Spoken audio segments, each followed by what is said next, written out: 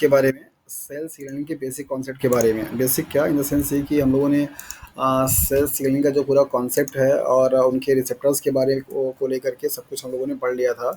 और ultimately finally हम लोगों ने ये समझ लिया कि सेल सिग्नलिंग का कॉन्सेप्ट क्या है, कैसे किस तरीके से सेल आपस में कम्युनिकेट करती है और कितने डिफरेंट तरीके के पाथवेज हो सकते हैं सेल सिग्नलिंग को करने के लिए। तो जिसमें से आपको पढ़ना था दैट इज़ पहला one, that is GPCR, ji protein couple receptors के बारे में। कल कुछ बेसिक इन्फॉर्मेशन ऐसे ही आउटलाइन आपको दे दिया था। आज पूरी की पूरी क्लास इस जीपीसीआर पे क्या होगी, बेस्ड होगी, जिससे कि आपके नहीं कुछ तो कम से कम पार्ट सी में पार्ट बी में मिला करके 8 से 10 नंबर के क्वेश्चन आता है। चाहे वो आपका वुपिंग कफिंग से आ जाए, या फिर पर्टोसिस डिजीज से आ जाए, या कॉलर टॉक्सिन से आ जाए, या फिर आपका इनके इनहिबिटर से आ जाए, किसी न किसी तरीके से आपका जीपीसीआर से क्वेश्चन बना करके देता है। तो कोशिश रहेगी हम लोगों की कि पूरा आज आपका जीपीसीआर का टॉपिक अच्छे से क्लियर हो जाए और आपके माइंड में कॉन्सेप्ट भी अच्छे से क्लियर हो जाए कि हाँ ये क्या है एक्चुअली और कैसे ये काम करता है। ओके। सो जैसा कि नाम ही सजेस्ट करता है, जी प्रोटीन कपल रिसेप्टर। सो यहाँ पे जी जो है वो क्या स्टैंड करता है, दैट इज़ ये जो प्रोटीन होती है वो ग्वानोसिन न्यूक्लियोटाइड का एसोसिएटेड होता है। तो यहाँ पे दिया गया रहा है receptors that are closely associated with the member of the guanosine nucleotide binding protein, जिनको कि आप जी प्रोटीन के नाम से जानते हैं। तो ये जो जी प्रोटीन कपल रिसेप्टर्स हैं, ये ऐसे रिसेप्टर हैं जो कि जी प्रोटीन के साथ ही मिलकर के बने हुए होते हैं। उनके साथ में कुछ और भी यूनिट्स होंगे जिनको कि मिला करके आपका ये सेल सरफेस रिसेप्टर क्या है बनेगा। अभी हम लोग सेल सरफेस रिसेप्टर के बारे में पढ़ रहे हैं और उसमें पहला आपको पढ़ना है दैट इज द जीपीसीआर के बारे में। तो जीपीसीआर बेसिकली क्या है कि ये एक ग्वानोसिन न्यूक्लियोटाइड बाइंडिंग प्रोटीन है, जिससे मिल करके आपका ये रिसेप्टर जो है वो बना हुआ होता है। और इसके साथ में कुछ और भी प्रोटीन जो हैं वो लगे हुए होते हैं। तो इन प्रोटीन्स को जो कि ग्वानोसिन न्यूक्लियोटाइड बाइंडिंग प्रोटीन होती है, उनको हम जी प्रोटीन के नाम से भी जानते हैं। तो यही है आपका जी प्रोटीन। और इसके साथ में मिलकर के बनने वाले जो प्रोटीन रिसेप्टर बनाएंगे उनको हम जी प्रोटीन कपल रिसेप्टर के नाम से जानते हैं। यहाँ पर आपको बताया जाता है कि जीपीसीआर के 3 एसेंशियल कंपोनेंट्स होते हैं जो कि सिग्नल ट्रांजैक्शंस को डिफाइन करते हैं, या कह सकते हैं कि इन तीनों कंपोनेंट के थ्रू ही आपका जीपीसीआर सिग्नल को ट्रांसफ़र करता है, ट्रांजैक्शंस करता है। सो 3 essential component define signal transaction through the GPCR. GPCR के थ्रू कोई भी मैसेज आपके सेल्स में जा रही है, कोई भी इंफॉर्मेशन आपके सेल्स में जा रही है, और जिससे कि कोई एक्टिविटी या कोई प्रोसेस एक्टिवेट हो रहा है, उन प्रोसेस को एक्टिवेट कराने के 3 एसेंशियल कंपोनेंट हैं जिससे कि पूरा काम करता है। नंबर पहला है plasma membrane receptors, means membrane पे पाए जाने वाले receptors with 7 transmembrane helical segment. तो फर्स्ट कंपोनेंट आपका ये है कि मेम्ब्रेन पे पाए जाने वाले एक ट्रांस मेम्ब्रेन प्रोटीन है जो कि 7 टाइम्स क्या होती है, मेम्ब्रेन को पास आउट होती है, और उसको हेलिकल सेगमेंट के नाम से भी जाना जाता है। तो फर्स्ट कंपोनेंट हो गया that is the receptor protein जो कि मेम्ब्रेन में होती है। दूसरा है, सेकंड कंपोनेंट है G protein that cycle between the active. जब ये जी प्रोटीन आपका जीटीपी से बाइंड किया रहेगा तो उसको आप एक्टिव फॉर्म बोलते हैं। हाइड्रोलाइज होने के बाद जब आपका ये जीडीपी से बाइंड किया रहेगा तो क्या होगा, दैट इज द इनएक्टिव हो जाएगा। सो एक्टिव और इनएक्टिव ये दोनों फॉर्म साइक्लिक होते हैं, ये चलते रहते हैं। अगर सिग्नल कोई नहीं मिला रहेगा तो हमेशा आपका जो जी प्रोटीन होगा कैसे रहेगा, इस तरीके से रहेगा, इनएक्टिव फॉर्म में, मतलब कि जीडीपी के साथ में बाइंड किया हुआ। लेकिन जब कोई सिग्नल मिलता है, कोई काम करना होता है, तो वहाँ पे ये जीडीपी कन्वर्जन किस में हो जाएगा, जीटीपी में, जिसको कि आप एक्टिव फॉर्म के नाम से जानते हैं। ये इनका एक्टिव होना और इनएक्टिव होना डिपेंड करता है सिग्नल्स के होने और न होने पर। ये ऑटोमेटिकली एक्टिव और इनएक्टिव होते रहते हैं। तो जीटीपी के साथ में अगर कोई आपका जी प्रोटीन से बाइंड किया हुआ रहेगा तो उसको आप एक्टिव स्टेट डिफाइन करते हैं। दैट मीन्स कि वो अभी फंक्शनल स्टेट के कैटेगरी से बिलोंग कर रहा है। जबकि अगर आपका जी प्रोटीन्स जीडीपी के साथ में बाइंड किया हुआ है तो उस कंडीशंस को आप इनएक्टिव और नॉन फंक्शनल स्टेट को क्या करते हैं, डिफाइन करते हैं। तो 2 एसेंशियल कंपोनेंट हो गए। Third one is that is, यहाँ पे बताया जा रहा है कि एक इफेक्टर एंजाइम है जो कि आयन चैनल भी हो सकता है in the membrane that is regulated by the activated G proteins. यहाँ पे इसी मेम्ब्रेन में ही कुछ एंजाइम्स होंगे, और वो एंजाइम की जो एक्टिविटी होगी वो टोटली डिपेंड करती है आपकी इसी जी प्रोटीन पे। जब आपका वो जी प्रोटीन क्या होगा, एक्टिवेट होगा, तो उसके एक्टिवेशन होने से उसी मेम्ब्रेन में पैरेलल में पाए जाने वाली जो प्रोटीन्स होती हैं या एंजाइम्स होते हैं या चैनल आयंस होते हैं, वो क्या होते हैं, एक्टिवेट करते हैं, और उसके एक्टिवेटर होने से सेल में फर्दर फिर क्या होता है, रिएक्शंस आपके चलते हैं और कोई मेटाबॉलिक प्रोसेस को एक्टिवेट करते हैं। So these are the essential component for the GPCR signal transactions. अगर कोई भी सिग्नल का ट्रांजैक्शंस जीपीसीआर के थ्रू अगर हो रहा है तो ये तीन कंपोनेंट का होना बहुत ही ज़रूरी है। नंबर पहला, सेल में रिसेप्टर पाया जाना, मेम्ब्रेन पे रिसेप्टर पाया जाना, जो कि 7 टाइम पास आउट होता है मेम्ब्रेन से, और वो ट्रांस मेम्ब्रेन प्रोटीन है।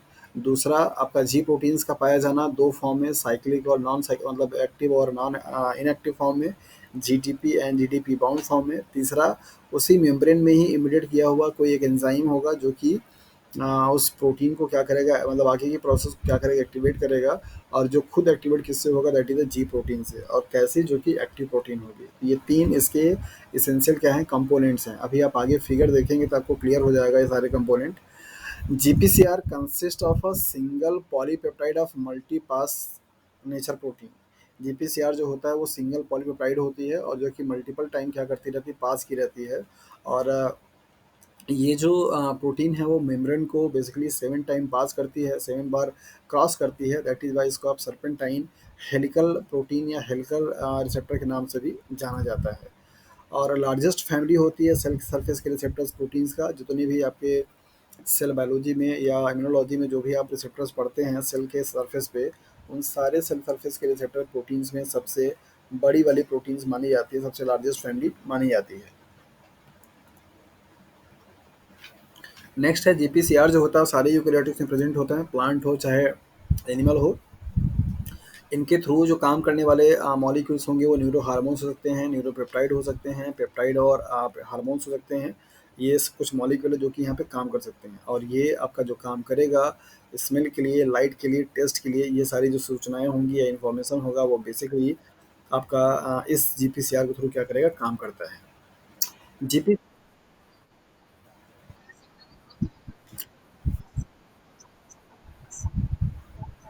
हाँ, वहाँ पे क्वेरम सेंसिंग होती है, बताया था कल मैंने।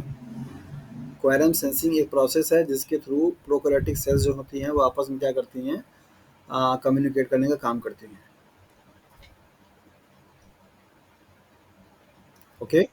हाँ, जीपीसीआर के थ्रू, जीपीसीआर एक लार्ज फैमिली है, उस फैमिली में कई सारे रिसेप्टर्स आते हैं, जिसमें से सबसे कॉमन, सबसे ज़्यादा स्टडी किए जाने वाला जो रिसेप्टर है वो बीटा एंड्रोजेनिक रिसेप्टर्स हैं, जिसको कि आप एड्रेनलिन हार्मोन्स के नाम से भी जानते हैं। जो एड्रेनलिन हार्मोन्स होता है उसी के लिए जो रिसेप्टर्स हैं, मतलब इपिनेफ्रिन या नॉर इपिनेफ्रिन जो हार्मोन्स हैं जो कि एड्रिनल ग्लैंड से निकलते हैं, उन्हीं हार्मोन्स के लिए ये रिसेप्टर्स है, जिसको कि बीटा एंड्रिनर्जिक रिसेप्टर्स के नाम से जाना जाता है। और ये एक बहुत ही अच्छा कॉमन एग्जांपल है, और इसी एग्जांपल्स को लेकर के कई सारे स्टडी हुए, और जो भी आपको मैकेनिज्म जीपीसीआर के थ्रू पढ़ाया जाता है वो सारा का सारा एग्जांपल आपको इसी बीटा एंड्रिनर्जिक रिसेप्टर के थ्रू पढ़ाया जाता है। यहाँ पे एनर्जिक का मतलब क्या है, that is the adrenaline hormone. तो एड्रेनलिन हार्मोन कौन कौन से होते हैं, दैट इज इपिनेफ्रिन और नॉन एपिनेफ्रिन। ये दो हार्मोन्स हैं। इन दोनों हार्मोन्स को काम करने के लिए जिस रिसेप्टर की ज़रूरत है उसे बीटा एंड्रिनर्जिक रिसेप्टर्स के नाम से जाना जाता है। तो इनके बारे में आपको पढ़ना है कि ये क्या है, कैसे इनके मिलकर के बने होते हैं। The beta adrenergic receptor is an integral protein. पहला सवाल यहाँ से बनता है, क्या है ये, इंटीग्रल प्रोटीन है या आपका पेरीफेरल प्रोटीन है, ट्रांसमेम्ब्रेन प्रोटीन है, क्या है। सो फर्स्ट क्वेश्चन आपको यहीं से मिल गया, ये एक इंटीग्रल प्रोटीन है with 7 hydrophobic helical region of 20 to 28 amino acid residues that span the plasma membrane 7 times. ये एक इंटीग्रल प्रोटीन होती है, जैसा कि आपको अच्छी तरीके से मालूम है कि ट्रांस मेम्ब्रेन प्रोटीन भी आपका एक इंटीग्रल प्रोटीन का क्या होता है, एग्जाम्पल होता है। तो अभी आपको नीचे पढ़ाया गया था, मतलब पिछले स्लाइड में, कि ये ट्रांसमेम्ब्रेन प्रोटीन होती है, तो आपके मन में ये सवाल आना चाहिए कि ये ट्रांसमेम्ब्रेन प्रोटीन कैसे इंटीग्रल हो रही थी। इंटीग्रल प्रोटीन का ही फॉर्म होता है या उसका एक टाइप होता है, that is a transmembrane protein. So beta adrenergic जो रिसेप्टर्स है जो कि आपका एपिनेफ्रिन और नॉर एपिनेफ्रिन के लिए काम करता है, वो आपका बेसिकली एक ट्रांस मेम्ब्रेन प्रोटीन का जो मतलब इंटीग्रल प्रोटीन का जो टाइप है, या उसके कैटेगरी में आता है, that is the integral protein. Transmembrane protein आप इसे नहीं बोलेंगे, क्योंकि ये ट्रांस मेम्ब्रेन का मतलब होता है कि उसी का फॉर्म, तो यहाँ पे टाइम दिया गया, मतलब नाम दिया गया इंटीग्रल प्रोटीन, तो आप इसको याद रखेंगे। और 7 हाइड्रोफोबिक हेलिकल्स होते हैं इसमें, और जिसका कि रीजन आपका 20 से 28 अमाइनो एसिड रेसिड्यूज होता है, और जो मेम्ब्रेन में 7 बार क्या करता है, पास आउट करता है। कुछ इस तरीके से मान लीजिए कि अगर आपका ये मेम्ब्रेन है, तो यहाँ पे ये स्टार्ट करेगा लाइक 1 2 3 4 5 6 एंड 7, इस तरीके से। ऐसे आपका क्या होता है, 7 टाइम पास आउट होता है।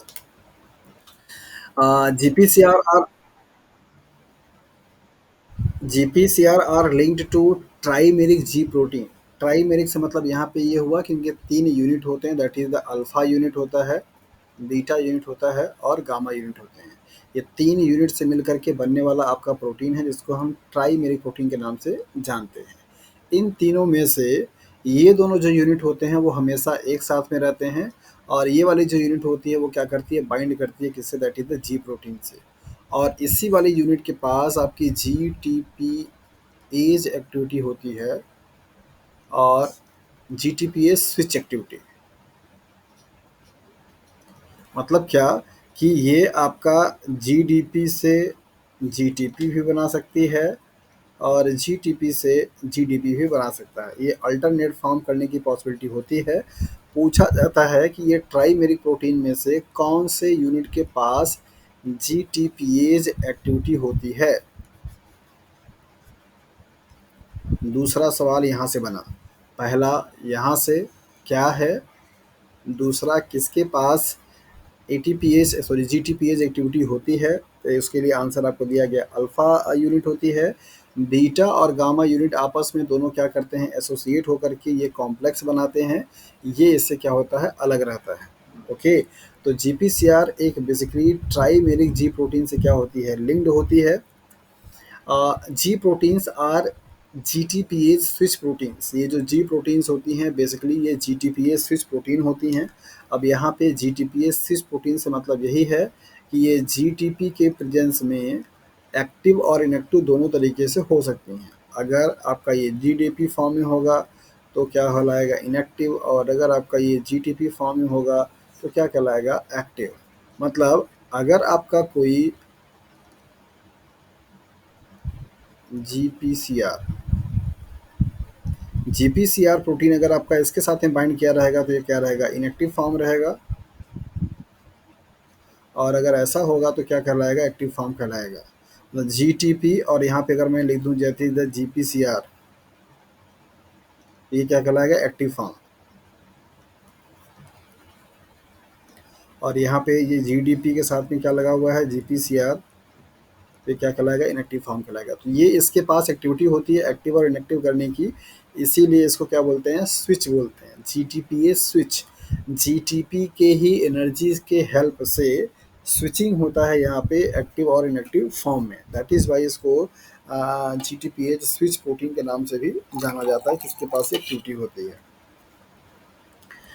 नेक्स्ट प्रोटीन है G protein is active when bound to the GDP. यही स्टेटमेंट आपको दिया जा रहा है कि जी जो प्रोटीन होती है वो एक्टिव होगी कब, जब ये जीडीपी से क्या करेगा, बाउंड करेगा। तो जैसे सपोज अगर आपको यहाँ पे जी प्रोटीन दिख लिया जाए और इसके साथ साथ में अगर आपका ये जी टी पी से बाउंड किया हुआ है, तो ये क्या कहलाएगा, दैट इज एक्टिव फॉर्म कहलाएगा, ये एक्टिव रहेगा। एंड इनएक्टिव होगा जब आपका जी प्रोटीन्स क्या किया रहेगा, बाउंड किया रहेगा किससे, that is the G D P से। अगर ऐसा रहेगा तो क्या रहेगा, that is the inactive form कहलाएगा। ये दोनों फॉर्म पाए जाते हैं, डिपेंड करेगा कि कब ये रहेगा। नॉर्मल कंडीशंस में हमेशा ये क्या रहेगा, इनएक्टिव रहेगा, नॉर्मल कंडीशंस में। और ये कब होगा, जब सिग्नल मिलेगा। सिग्नल मिलने के बाद आपका ये एक्टिव होता है, विदाउट सिग्नल के क्या रहेगा, आपका इनएक्टिव रहता है।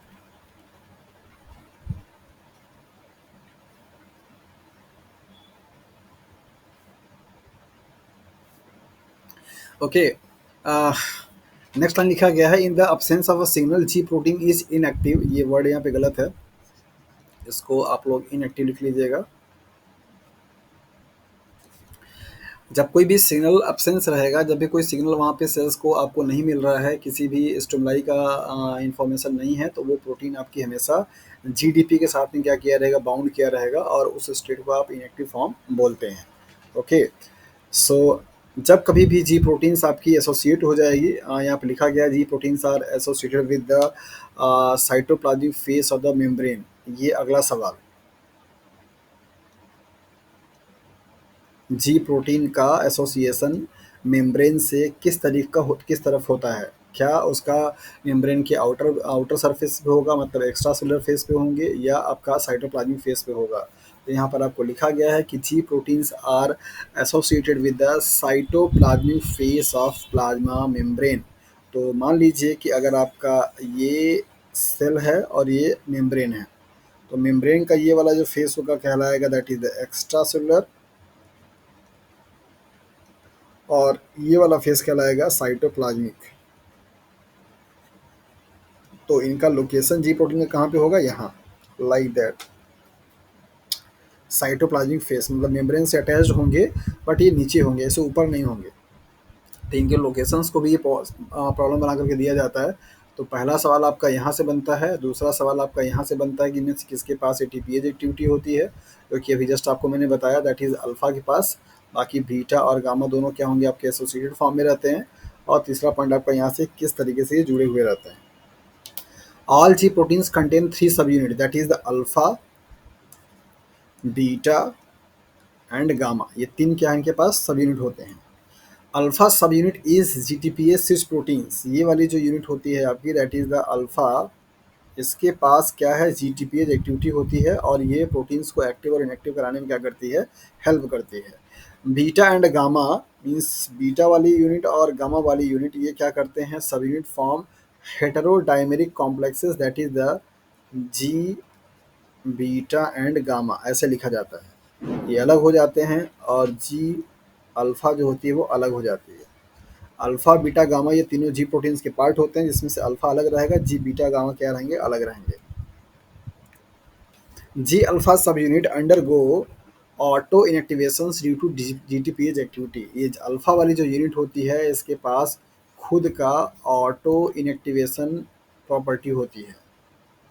ऑटो इनएक्टिवेशंस का मतलब क्या हुआ, ये अपने आप से ही क्या होगा, ये एक्टिव होगा, और अपने आप से क्या होगा, ये इनएक्टिव हो जाएगा। एक्टिव कब होगा, जब कोई सिग्नल मिलेगी, जब वो जीटीपी से क्या करेगा, बाउंड करेगा। जैसे ही वो सिग्नल का इफेक्ट क्या होगा, with in a second with in a minute खत्म हो जाता है, तो फिर से रिटर्न हो जाती है अपने इनएक्टिव फॉर्म में, और वहाँ पे जीटीपी का क्या होता है, हाइड्रोलिसिस हो जाती है, वो कन्वर्ट किस में हो जाएगा, आपका जीडीपी में, और फिर से वो अपने आप को नॉर्मल स्टेट में क्या करता है, बना करके रख लेता है।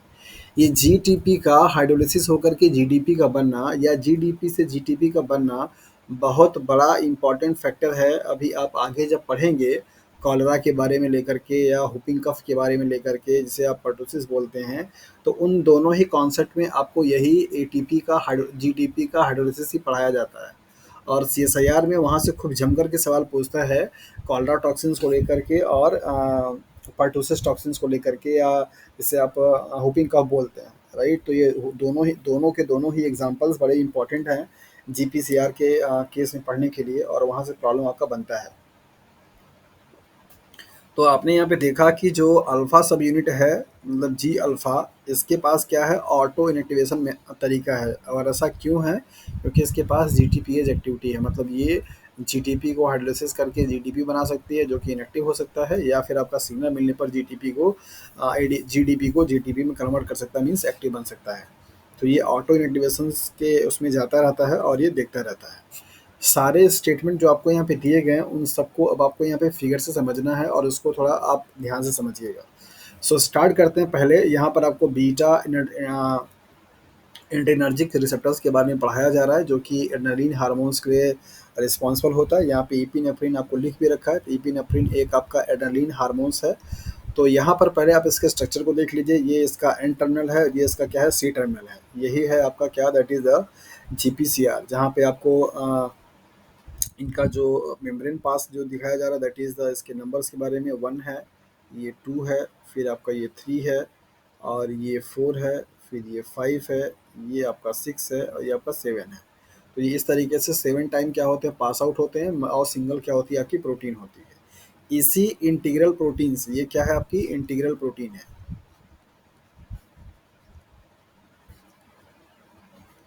इसी इंटीग्रल प्रोटीन से ही एसोसिएटेड होता है ये मेम्ब्रेन का। ये वाला जो फेस है वो कैसा है, that is a cytoplasmic face है। साइटोप्लाज्मिक फेज से क्या होता है, जुड़ा हुआ रहता है। नॉर्मल कंडीशंस में क्या रहेगा, आपका जीडीपी रहेगा। ये आप इसका देखिए, ये चूंकि यहाँ पे ये एस जो है, एस का मतलब होता है स्टिमुलेटरी। क्या होता है, स्टिमुलेटरी। इसका मतलब ये होता है कि ये सिग्नल के प्रेजेंस एंड अब्सेंस में एक्टिव और इनएक्टिव होता है। और जो कि बेसिकली जीटीपी को बाइंड करके एक्टिव और जीटीपी को बाइंड करके इनएक्टिव हो सकता है, मतलब स्टिमुलेट आउट होता है। दैट इज वाई उस जी प्रोटीन को जीएस बोला जाता है। तो S is stand for the stimulatory, G for the guanosyl binding protein, alpha beta gamma are the subunit of that protein. So ये ग्रीन वाला पूरा पार्ट आपको जो यहाँ से दिखाई दे रहा है, ये पूरा आपका जी प्रोटीन है। इसको आप यहाँ पे लिख सकते हैं, that is the G protein. और उसके पास क्या है, that is the alpha unit है और बीटा यूनिट है और गामा यूनिट है। अल्फा यूनिट आप देखिए यहाँ पे आपको अलग दिखाई दे रही है, जो कि जीडीपी से बाउंड किया हुआ है। इसका मतलब इसके पास जीटीपीएज एक्टिविटी है। जबकि बीटा और गामा दोनों क्या हैं, आपके अलग अलग हैं। नॉर्मल कंडीशंस में जब आपका कोई सिग्नल नहीं मिल रहा होगा, उस कंडीशंस में ये तीनों सब यूनिट क्या होते हैं, एक साथ में कॉम्प्लेक्स बना के ट्राइमेरिक की फॉर्म में होते हैं। कैसे, ट्राइमेरिक। आपको स्टार्टिंग में एक वर्ड वहाँ पे बताया था, लिखा हुआ था ट्राइमेरिक प्रोटीन। ट्राइमेरिक का मतलब हुआ कि अल्फा बीटा एंड गामा, ये तीनों इस तरीके से मिलकर के क्या होते हैं, एसोसिएटेड होते हैं, लाइक दैट, ऐसे। ये आपका अल्फा हो गया, ये आपका बीटा हो गया, ये आपका गामा हो गया। ओके, और इसके साथ में अल्फा के साथ में क्या होता है, जीडीपी यहाँ पे बाइंड किया रहता है, जो कि इनएक्टिव फॉर्म को दिखाता है। जब कभी भी सिग्नल मिला तो यहाँ पे ईड जो एनर्जी दे रहा है फॉस्फोराइलेशंस करने के लिए या उसके लिए, तो वो क्या है, आपका जीटीपी है। जीटीपी जब इससे क्या करेगा, बाइंड करेगा, तो यहाँ पे आपका जीएस अल्फा, मतलब जो उसकी अल्फा सब यूनिट होती है वो क्या होती है, एक्टिव हो जाती है। ये आपको जो लाइन दिखाया जा रहा है वो एक्टिवेटेड फॉर्म का क्या है, दिखाया जाता है। तो सिग्नल के प्रेजेंस में जीपीसीआर जो आपकी रिसेप्टर्स थी, उससे जुड़े हुए आपके जो जी प्रोटीन थे वो क्या हो गए, एक्टिव हो गए। जैसे ही आपका जी या जी प्रोटीन्स का अल्फा सब यूनिट एक्टिव होता है, इसी के साथ में एसोसिएटेड होता है दूसरा एक एंजाइम जो कि मेम्ब्रेन में ही पाया जाता है, जिसको बोलते हैं एडेनाइलेट साइक्लेज। अब ये एडेनाइलेट साइक्लेज इस जीएस अल्फा जो कि जीटीपी के फॉर्म में बाउंड किया हुआ है, एक्टिव है। इसके एक्टिव होने से ये भी क्या होता है, आपका एक्टिव हो जाता है। और ये जब एक्टिव होगा तो बेसिकली साइटोप्लाज्म में जो प्रेजेंट एटीपी होते हैं, उन एटीपी का कन्वर्जन किस में करेगा, साइक्लिक एएमपी में।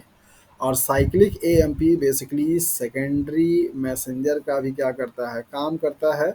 और साइक्लिक एएमपी बढ़ेगा तो आपके सेल्स में प्रोटीन काइनेज जो होते हैं उसको क्या करता है, एक्टिवेट करता है। तो सीएमपी जो होगा, जितना ज़्यादा सीएमपी का कंसंट्रेशन बढ़ेगा, उतना ही ज़्यादा क्या होगा, प्रोटीन काइनेज ए पी के ए की एक्टिविटी क्या होगी, बढ़ेगी।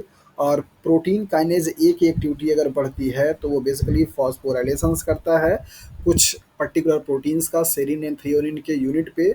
और उन एंजाइम्स का फॉस्फोराइलेशंस करके उनको एक्टिव करता है। और तब जा कर के वो आपके जो ग्लूकोज का मेटाबॉलिज्म होगा उसको क्या करते हैं, इन्हांस करते हैं। क्योंकि आपको जब इपिनेफ्रिन और नॉरएपिनेफ्रिन तभी बनता है जब आपकी बॉडी में बहुत ज़्यादा अमाउंट में एनर्जी की रिक्वायरमेंट होती है। मतलब आपको डर होगा, आपको गुस्सा आएगा, आपको भागने का मन करेगा, fear fight and flight, triple F के नाम से जाना जाता है। तो इस हार्मोन्स के बनने का सिचुएशन यही होता है कि आपकी बॉडी को उस टाइम पे ह्यूज अमाउंट में क्या चाहिए होती है, एनर्जी चाहिए होती है। तो वो एनर्जी की डिमांड पूरा करने के लिए ये पूरा पाथवे चलता है। यहाँ आपका जीटीपी से बाइंड किया हुआ जीएस अल्फा क्या करेगा, एक्टिव करेगा एडेनाइलेट साइक्लेज को, जो कि एटीपी पे काम करेगा, बनाएगा क्या, सीएमपी। और साइक्लिक सीएमपी जो होता है वो प्रोटीन काइनेज ए को एक्टिवेट करता है। प्रोटीन काइनेज जो होगा वो प्रोटीन के मायोटीज के सेरिन और थ्रियोनिन के रेसिड्यूज को क्या करेगा, फॉस्फोराइलेशंस करता है। और ये फॉस्फोराइलेशंस होने के बाद वहाँ पे ग्लूकोज के मेटाबॉलिज्म करने वाली सारी सारी पाथवे क्या होती हैं, आपकी एक्टिव हो जाती हैं। सो इस तरीके से इनका जो सिग्नल होता है वो क्या है, परफॉर्म किया जाता है।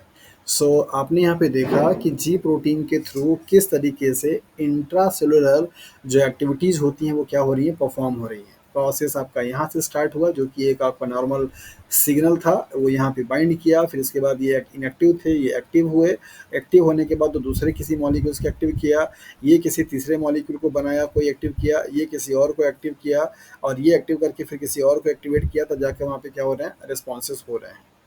ओके, तो ये जो पूरा फिगर है, इस फिगर में आपको यही देखना है। सवाल आपसे ये भी पूछे जाते हैं एडेनाइड साइक्लेज की लोकेशंस के बारे में कि ये कहाँ पर होता है, जीपीसीआर प्रोटीन्स के लोकेशंस के बारे में सवाल पूछे जाते हैं, और आपका जो बीटा एडेनर्जिक रिसेप्टर्स है, जिसको आप जीपीसीआर का एक एग्जांपल मानते हैं, उनकी लोकेशन या उनका नेचर कहाँ पे है, ये सारे सवाल आपसे बहुत बहुतायत मात्रा में पूछे जाते हैं। जी प्रोटीन के यूनिट से, मतलब सब यूनिट से, alpha beta gamma, in unit से सवाल आपके पूछे जा चुके हैं। किसके पास जीटीपीएच एक्टिविटी होती है, ये भी सवाल आपसे पूछा जा चुका है। तो इस फिगर को अच्छे से देख लीजिए, समझ लीजिए, इसमें जो होने वाले पूरा कैस्केड का रिएक्शन है, अगर वो कहीं पे आपको समझ में नहीं आ रहा हो तो आप उसको पूछ सकते हैं। यहाँ पे मैंने एक चीज़ और नहीं बताया आपको कि ये जो फॉस्फोराइलेशंस होता है, मतलब कि अगर प्रोटीन काइनेज ए की एक्टिविटी अगर बढ़ती है, तो आपके सेल्स में सोडियम पोटेशियम पंप भी क्या होते हैं, बढ़ जाते हैं। वाटर का जो मूवमेंट होता है वो भी आपका अपटेक मतलब बढ़ जाता है, ट्रांसपोर्टेशंस। हाइड्रोजन पंप जो होते हैं वो एक्टिव हो जाते हैं। तो प्रोटीन काइनेज बेसिकली एक ऐसा क्लास ऑफ एंजाइम है जो कि फॉस्फोराइलेशंस करता है, मीन्स फॉस्फेट ग्रुप को क्या करता है, ट्रांसफर करने का काम करता है। और मैक्सिमम प्रोसेस में इन्वॉल्व होने वाले जो एंजाइम्स होते हैं वो सभी के सभी फॉस्फोराइलेशन से एक्टिव होते हैं। तो वो पूरा आपका सोडियम पोटेशियम पंप जो होगा उसको एक्टिव कर देता है, हाइड्रोजन जो पंप होते हैं उनको एक्टिव कर देता है, और साथ साथ में ग्लूकोज की जो मेटाबॉलिज्म होने वाली चीज़ें हैं उनको भी क्या करता है, एक्टिव कर देता है, जिससे कि आपका ग्लूकोज का मेटाबॉलिज्म इम्प्रूव हो जाता है। सो इस पूरे फिगर को आप देख लीजिए, और अगर किसी को भी कहीं पे भी कुछ डाउट है तो वो पूछ सकता है।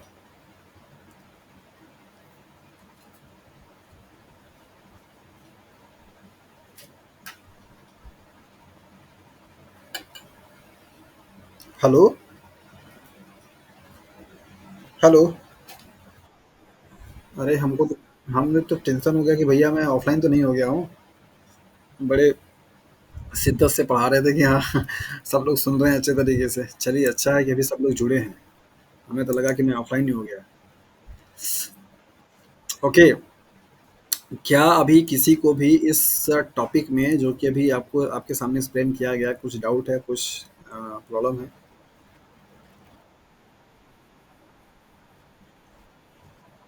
अरे, क्या क्या बता दें, बताओ कुछ जो पॉइंट छूटा हुआ हो, पूरा का पूरा बताने में बहुत टाइम जाएगा ना अमित।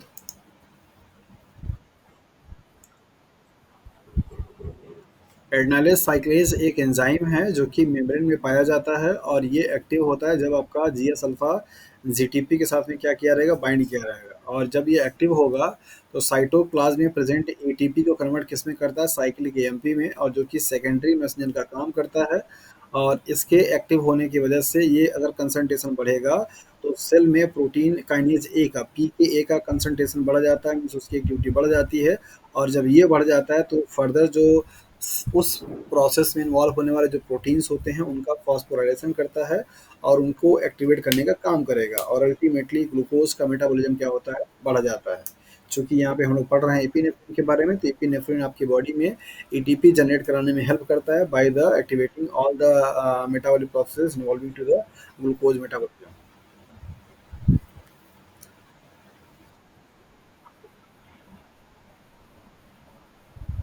क्या होते हैं?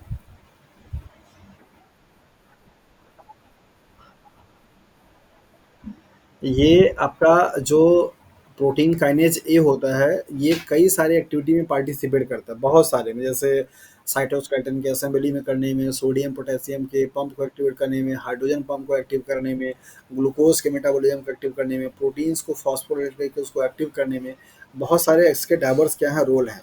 तो हाइड्रोजन पंप भी उसका एक एग्जाम्पल है, जहाँ पे उसकी पंपिंग रेट क्या होती है, बढ़ जाती है जीपीसीआर के थ्रू। चलिए, होपफुली कि अभी आप लोगों को ये फिगर बहुत अच्छे से समझ में आ चुका है। क्लियर है सब लोगों को, आगे बढ़ें? पक्का? बड़े समझदार बच्चे हो गए हैं आप लोग, एक बार में समझ में आ गई सारी चीज़ें। ओके। नेक्स्ट आपको यहाँ पे दिया जा रहा है कि आपका जो जीपीसीआर जो प्रोटीन्स हैं उनके जो यूनिट्स अभी आपको दिखाए गए हैं उनके बारे में ही, कि किस तरीके से आपका नॉर्मल रहता है और कैसे आपका एक्टिव होता है और फिर से वो कैसे रीस्टोर फॉर्म में चला जाता है। आप यहाँ पे देखिए, ये वाले फेज तक आपने देख के समझ लिया था कि कैसे वो आपका एक्टिव होता है।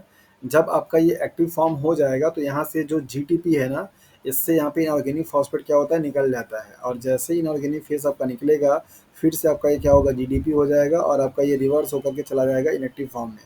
तो जो टर्म मैंने आपको वहाँ पे बताया था, auto inactivation method, auto inactivation property, ये जो फिगर है आपको यही दिखाता है कैसे सिग्नल के मिलने पर ये एक्टिव होगा और अपना काम करने के बाद फिर से कैसे ये रिसाइकल होकर के इनएक्टिव फॉर्म में चला जाता है। नॉर्मल कंडीशंस में विदाउट विदाउट सिग्नलिंग मॉलिक्यूल्स या अब्सेंस ऑफ सिग्नलिंग मॉलिक्यूल्स हमेशा इस वाले कंडीशंस को रिप्रेजेंट करेगा, जहाँ पे तीनों के तीनों ट्राइमेरिक प्रोटीन क्या होते हैं, बाइंड किए हुए रहते हैं जीडीपी के साथ में। जब कोई सिंगल मॉलिक्यूल यहाँ पे मिलेगा तो इनका क्या होगा, डिसोसिएशन होगा और ये अलग हो जाएंगे। तो और ये दोनों हमेशा क्या रहेंगे, साथ में रहेंगे, बीटा और गामा। अल्फा क्या होगा, अलग हो जाएगा, और इसी अल्फा के पास क्या है, जीटीपी एक्टिविटी है। तो जीटीपी यहाँ पे हाइड्रोलाइज होगी, जीटीपी अल्फा बना लेगा और इसको क्या करे, एक्टिवेट करेगा। उसके जैसे अपना काम में खत्म करेगा तुरंत यहाँ से जीटीपी में से एक इनऑर्गेनिक फॉस्फेट निकलेगा, जीटीपी बना लेगा और फिर से क्या होगा, अपना ये रिसाइकल हो जाएगा। तो ये फिगर आपको ये बताता है कि कैसे जीपीसीआर जो प्रोटीन है, जी प्रोटीन्स को एक्टिव कर रही है और इनएक्टिव फॉर्म में फिर से जा रहा है। तो ऑटो इनएक्टिवेशन वाला जो टर्म है, उसी टर्म को डिफाइन करने के लिए फिगर आपको यहाँ पे बताया गया। आप यहाँ पे देख लीजिए कि एटीपी से एडिनाइलेट साइक्लेज कैसे साइक्लिक एएमपी को बनाता है। साइक्लिक के एएमपी में आपके बॉन्ड के बारे में सवाल पूछे जा चुके हैं।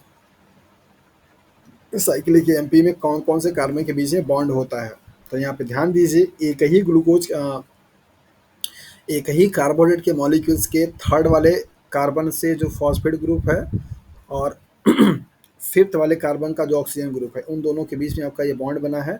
इस बॉन्ड की जो लिंकेज होगी वो कैसी होगी, दैट इज द 3 and 5। ये लिंकेज कई बार एग्जाम में आपके सवाल पूछे गए हैं, तो ये आपका पॉइंट बड़ा बड़ा इंपॉर्टेंट ज़्यादा है। Cyclic AMP means cyclic monophosphate जो है उसमें लिंकेज कौन सा होता है। तो एडिनाइलेट साइक्लेज एक एंजाइम है जो कि क्या, हाँ जी, बी टाइप के क्वेश्चन से पूछे जा चुके हैं कि लिंकेज इसमें क्या क्या होती है। आपको लिंकेज दिया रहता है ऐसे, 5' to 5', 3' to 3', 3' to 5', ऐसे क्वेश्चन बना करके आपको दिया रहेगा साइक्लिक एमपी के लिए।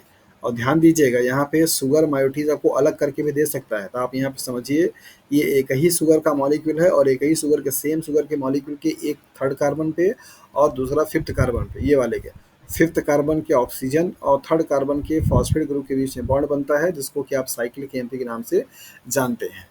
ओके, अगर इस साइक्लिक एएमपी का ये साइक्लिक क्यों हुआ, क्योंकि यहाँ पे ओके, साइक्लिक क्यों, क्योंकि यहाँ पे बॉन्ड बने हुए हैं। अगर इस साइक्लिक को नॉर्मली एएमपी में कन्वर्ट करना होता है तो यहाँ पे एक एंजाइम आता है, साइक्लिक न्यूक्लियोटाइड फॉस्फोडाइस्टरेज। जहाँ कहीं पे भी फॉस्फोडाइस्टरेज बॉन्ड का नाम अगर आ जाएगा तो उस केस में आप समझ जाना कि ये फॉस्फोडाइएस्टर बॉन्ड को ब्रेक करने वाला क्या है, एंजाइम होता है।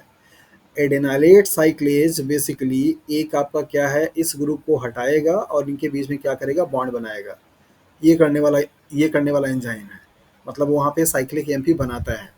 साइक्लिक एएमपी से एएमपी जब बनाना होगा तो इस बॉन्ड को ब्रेक करना क्या है, ज़रूरी है। जब ये बॉन्ड आपका ब्रेक आउट होगा तो ये फॉस्फेट पूरा क्या होगा, यहाँ चला जाता है और ये आपका ओएच ग्रुप में आ जाता है। तो इसको आप बोलते हैं एडेनोसिन मोनोफॉस्फेट। ऐसा करने के लिए जो एंजाइम आता है, फॉस्फोडाइस्टरेज। तो phosphodiesterase is an enzyme which break down the phosphodiester bond of nucleotide। किसी भी न्यूक्लियोटाइड में फॉस्फोडाइस्टर बॉन्ड को ब्रेक करने के लिए जो पाया जाने वाला एंजाइम है वो है, दैट इज द फॉस्फोडाइस्टरेज। तो एडेनाइलेट साइक्लेज, इन सबसे सवाल पूछे गए हैं, क्या करता है, क्या इनका रोल होता है। एडेनाइलेट साइक्लेज का क्या काम है, क्या ये करेगा, क्या बनाएगा, कहाँ पाया जाता है, और फॉस्फोडाइस्टरेज एंजाइम भी क्या करता है, कहाँ पाया जाता है, क्या इसका रोल होता है। ये सारे सवाल आपसे पूछे जाते हैं। तो आप अच्छे से याद रखिए कि एडेनाइलेट साइक्लेज एटीपी पे काम करके साइक्लिक एमपी बनाता है, मेम्ब्रेन में आपका पाया जाता है। और यहाँ पे साइक्लिक एमपी में 3 टू 5 आपका क्या होती है, लिंकेज होती है। जबकि फॉस्फोडाइस्टर बॉन्ड आपका साइक्लिक एमपी पे काम करके एएमपी को बनाने का क्या करता है, काम करता है। ओके। सो यहाँ पे कुछ सिमिलर काइंड के प्रोनाउंस होने वाले एंजाइम के नाम आपको दिए गए हैं, और उनके फंक्शंस के बारे में, उनके उनसे डिफरेंस करने के बारे में, या फिर उनकी मैचिंग, यही पूरा पॉइंट आपका रहेगा। मान लीजिए टेबल है, तो टेबल 1 और टेबल 2 ऐसे दे करके आपको मैच कराने के लिए देता है कि कौन सा एक्टिविटी किसके लिए क्या है, मैचिंग है। तो ये पार्ट सी का पूरा आपका क्या है, सवाल है। बड़ी खुशी होगी अगर ऐसे ही सवाल आपके एग्जाम में आ जाए। सो यहाँ पे देखिए फॉस्फेटेज क्या है। फॉस्फेटेज एक एंजाइम है जो कि रिमूव करता है फॉस्फेट ग्रुप को फ्रॉम इट्स सबस्ट्रेट। जिस किसी भी सबस्ट्रेट पे ये काम करेगा, उस सबस्ट्रेट से फॉस्फेट को रिमूव करने वाले एंजाइम को फॉस्फेटेज के नाम से जाना जाता है। ये आपके फॉस्फेटेज अल्कलाइन भी हो सकते हैं और एसिडिक भी हो सकते हैं। अगर उन एंजाइम का काम करने का जो ऑप्टिमम पीएच है वो मोर देन 7 होगा तो उसको आप अल्कलाइन फॉस्फेटेज बोलते हैं, और अगर उनका ऑप्टिमम पीएच लेस देन 7 होगा तो उन्हें हम एसिडिक फॉस्फेटेज के नाम से जाना जाता है। नॉर्मली अल्कलाइन जो फॉस्फेट होता है उनके लिए पीएच 11 होता है for alkaline phosphatase,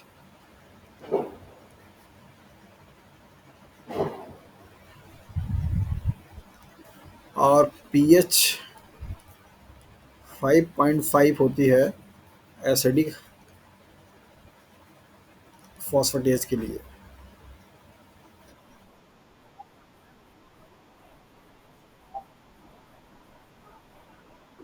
phosphodiester bond को ब्रेक करेगा फॉस्फोडाइएस्टरेज।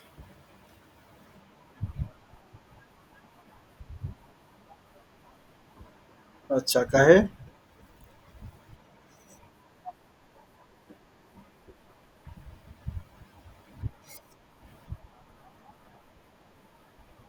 जाने दो यार, हाइड्रोजन की क्या करोगे परेशान होकर के। हाइड्रोजन एक्चुअली आपको इसलिए नहीं दिखाई दे रहा क्योंकि वाटर मतलब सेल्स में सारे आयन की फॉर्म में रहते हैं, दैट इज वाई यहाँ पे आयन की फॉर्म में दिखाया जा रहा है, ठीक है। तो उसके लिए इतना परेशान होने की ज़रूरत नहीं है। ध्यान से समझिए, यहाँ पे फॉस्फेटेज जो एंजाइम होगा वो फॉस्फेट ग्रुप को रिमूव करता है, कहाँ से, सबस्ट्रेट से। फॉस्फोडाइस्टरेज जो एंजाइम होगा वो फॉस्फोडाइस्टर बॉन्ड को क्या करता है, ब्रेक करता है, जहाँ कहीं पे भी न्यूक्लियोटाइड बॉन्ड से जुड़ा हुआ रहेगा। काइनेज एक ऐसा एंजाइम है जो कि ट्रांसफर करता है पी ग्रुप को, मतलब फॉस्फेट ग्रुप को, फ्रॉम एटीपी या जीटीपी से। एटीपी और जीटीपी हमेशा इनके लिए एज अ सोर्स काम करते हैं फॉस्फेट का, जहाँ से फॉस्फेट को उठाएगा, एनर्जी उसकी यूटिलाइज करेगा और फॉस्फेट को ले जा करके सबस्ट्रेट पे ऐड कर देता है, मीन्स ट्रांसफर कर देता है।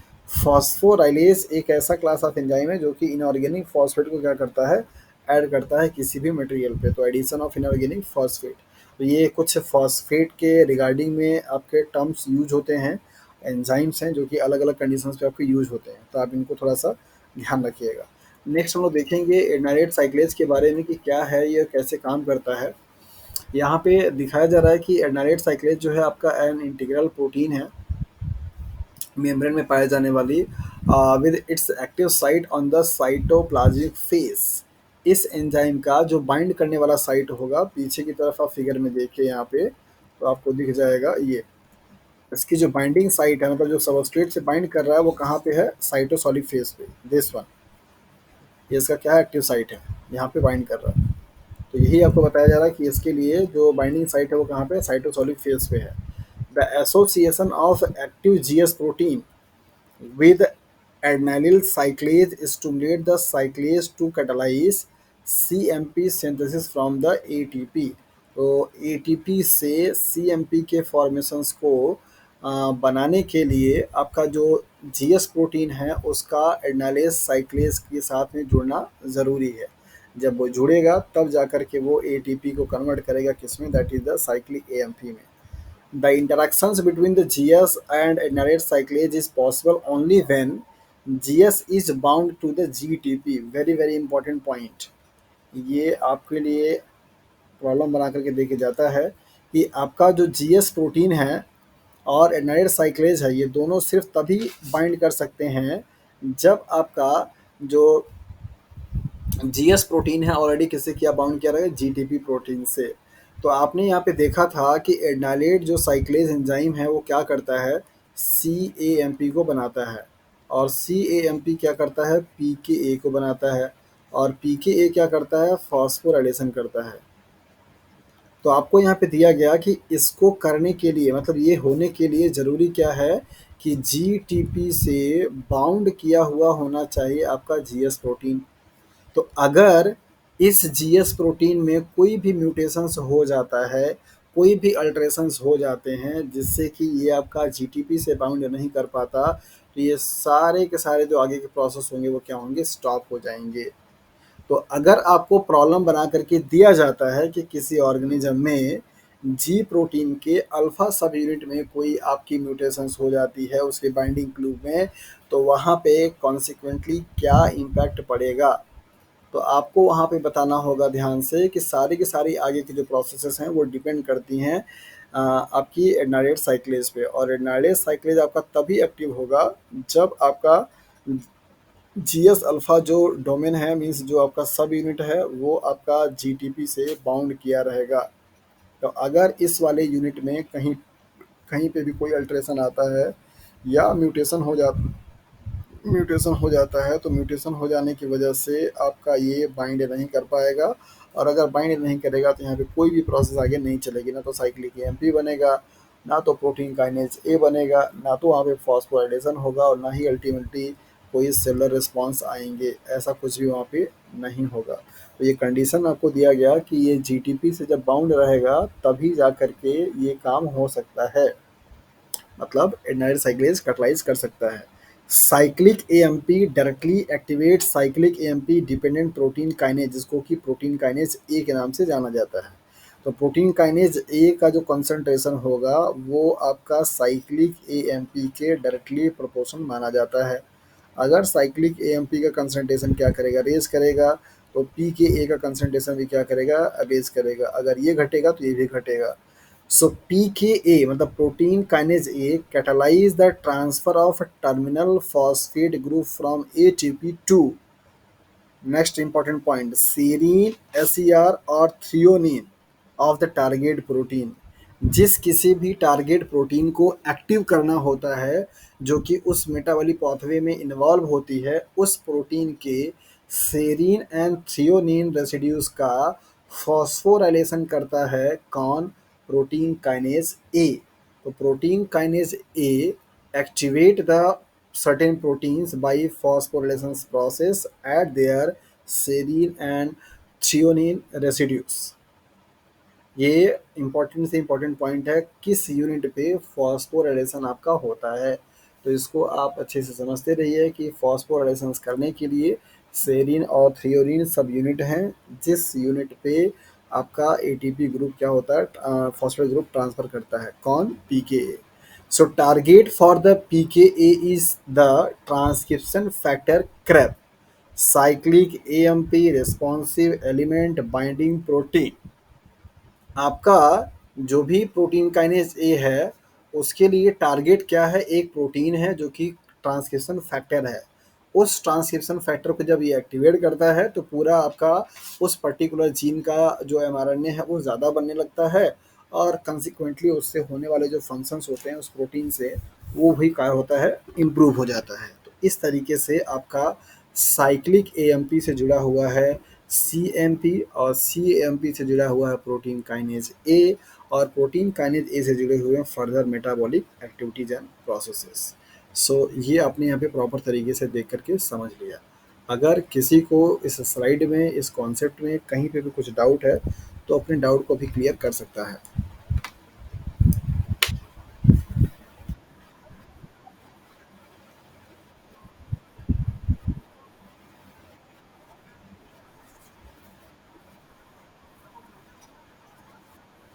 जी हाँ, मतलब उस प्रोटीन में जहाँ कहीं पे भी सेरिन मिलेगा या थ्रियोनिन मिलेगा, उन दोनों में से किसी भी एक यूनिट को, मतलब रेसिड्यूज को फॉस्फोराइलेट करेगा, और जिससे वो ऐसा करके उसको एक्टिवेट करने का काम करता है। हाँ जी।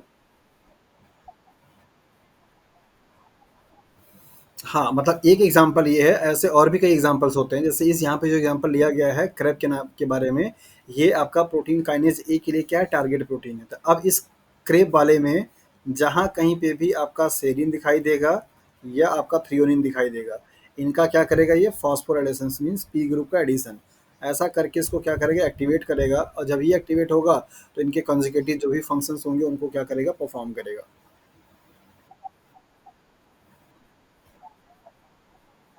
हुँ। हाँ। बिल्कुल, जीन को एक्टिवेट करेगा और उससे कि वो जो प्रोटीन बनेगी वो कोई न कोई मेटाबॉलिक प्रोसेस में क्या होगी, इन्वॉल्व होगी,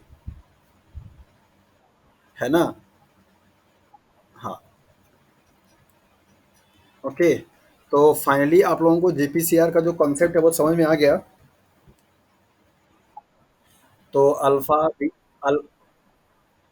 अल्फा, बीटा, गामा जो आपके प्रोटीन्स हैं या जो सब यूनिट हैं उनके बारे में कोई आइडिया, मतलब कोई अभी कन्फ्यूजन है?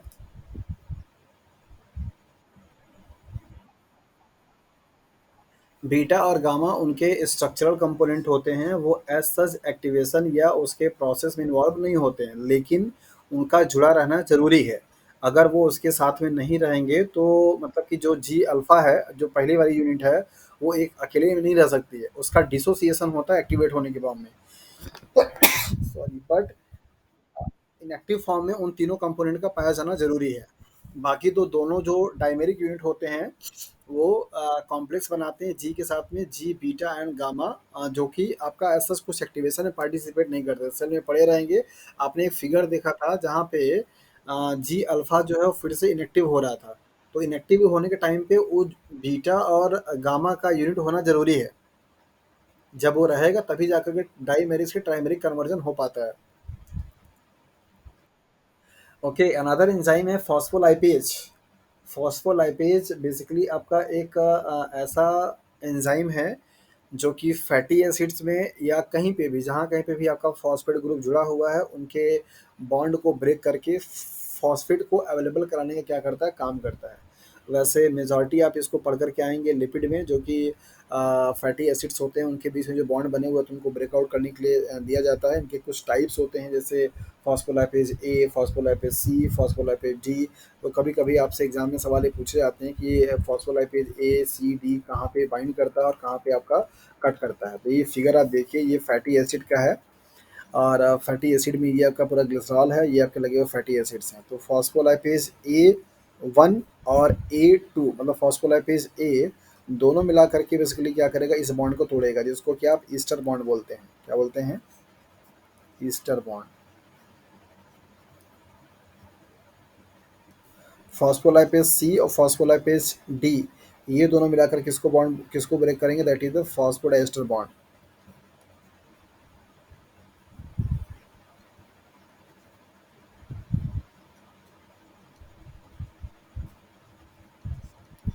तो कभी कभी इनसे सवाल पूछा जाता है कि इनका काम क्या है, ये करते क्या है। ओके, तो यहाँ पर आपको दिया गया है कि फॉस्फोलाइपेज ए एंड मतलब A one and A two hydrolyse ester bond, और जबकि फॉस्फोलाइपेज सी एंड डी क्या करेगा, फॉस्फोडाइस्टर बॉन्ड को क्या करता है, ब्रेक करता है। काल्मुडेलिन से भी सवाल आपके एग्जाम में पूछे गए हैं, ये पार्ट बी का क्वेश्चन बन चुका है। कौन से ईयर में आया है ये एग्जैक्टली आपको तो नहीं बता पाएंगे, शायद 19 या 20, 19 के दिसंबर वाले पार्ट में शायद काल्मुडलिन से क्वेश्चन बनाया। तो काल्मुडलिन क्या है, ये कैल्शियम बाइंडिंग प्रोटीन होती है और कैल्शियम का जहाँ कहीं पे भी रोल होता है, चाहे वो आपका स्केलेटल मसल्स की एक्टिवेशन में पार्टिसिपेट करता है या फिर आपका साइटोस्केलेटन के मूवमेंट में पार्टिसिपेट करता है, जहाँ कहीं पे भी आपका कैल्शियम की ज़रूरत पड़ेगी वहाँ पे कैल्शियम बाइंडिंग प्रोटीन काल्मुडलिन क्या है, काम करता है। तो इसके बारे में कुछ इन्फॉर्मेशन है। Small calcium binding cytosolic acidic protein होती है। ये कितनी इन्फॉर्मेटिव लाइन है, small calcium binding cytosolic acidic, मतलब इससे इसका लोकेशन भी पता चला, इससे इसका नेचर भी पता चला, इससे इसका फंक्शन भी मालूम चला कि है क्या चीज़। चार पॉइंट आपको एक ही लाइन में दिए गए हैं। कैल्शियम से बाइंड करता है, साइटोसॉल में पाया जाता है, एसिडिक कंडीशन में काम करता है, और सभी यूकैरियोटिक में क्या होते हैं, प्रेजेंट होते हैं। मतलब एक लाइन में 5 पॉइंट आपको इन्फॉर्मेशन दिए गए हैं। और ये पाँचों पॉइंट आपके ऑप्शन से बन करके दिए जाते हैं कि कौन सा स्टेटमेंट काल्मोडिलिन के लिए गलत है या सही है, कहाँ पे पाया जाता है, क्या ये काम करता है, और कैसा इसका नेचर होता है। तो ये सारी चीज़ें आपको यहाँ पे सिंगल एक लाइन में समराइज कर दी गई कि ये स्मॉल कैल्शियम बाइंडिंग प्रोटीन होती है, कैल्शियम को सी डबल बॉन्ड इस तरीके से लिख सकते हैं। Calcium binding protein cytosolic acidic protein होती है जो कि सारे यूकेरियोट में पाया जाता है। बाइंड अप टू का मतलब होता है एक से लेकर के चार, मतलब मैक्सिमम चार कैल्शियम आयन को क्या कर सकता है, ये बाइंड कर सकता है एक calmodulin. And act as intracellular receptors, participate in the cell motility, cytoskeleton assembly, muscle contractions, इन सब में क्या करता है, ये पार्टिसिपेट करने का काम करता है। जहाँ कहीं पे भी कैल्शियम का काम आएगा वहाँ पे काल्मोडिन प्रोटीन्स क्या होती है, वर्क करती है। ओके, तो फॉस्फोलाइपेज क्या होगा, लिपिड मॉलिक्यूल्स को फ्री कराने के काम में आता है, मतलब फॉस्फेट को फ्री कराता है। और काल्मोडिन की जो होगा वो बेसिकली कैल्शियम बाइंडिंग क्या है, प्रोटीन होती है। ओके, यहाँ पर आपको अब जीपीसीआर के थ्रू होने वाले जो कुछ डिजीज़ हैं, जो परेशानी मतलब प्रॉब्लम्स हैं, उनके बारे में थोड़ा डिटेल में पढ़ना है, उनके एक्शन मैकेनिज्म को लेकर के। Pathogenic bacteria that causes cholera and pertussis whooping cough produces toxins that target GPCR proteins. जो भी आपका कॉलरा का बैक्टीरिया है या हुपिंग कफ का बैक्टीरिया है, हुपिंग कफ को हिंदी में क्या बोलते हैं पता है?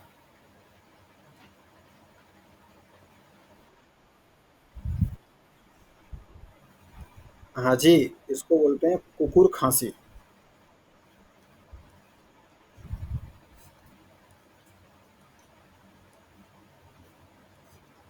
जब लगातार मतलब कंजिकेटिव कंटिन्यूसली आपको अगर खांसी जब आती है तो उसको बोला जाता है हुपिंग कफ। ओके, जो कि पर्टूसिस के नाम से जाना जाता है। तो ये दोनों ही डिजीज मॉलिक्यूलर बायोलॉजी के हिसाब से, मतलब बायोकेमिस्ट्री के हिसाब से बड़ा ही इम्पोर्टेंट है। इससे पार्ट सी में सवाल बनते हैं कि क्या यहाँ पे होता है और किस तरीके से ये डिजीज कॉज की जाती है।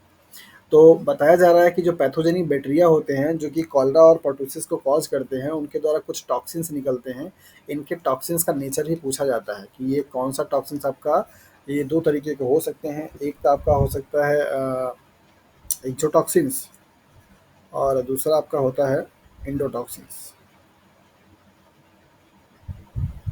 तो एक सवाल तो आपका यहीं से बन जाता है। तो जो आपका पर्टूसिस होता है मतलब हुपिंग कफ,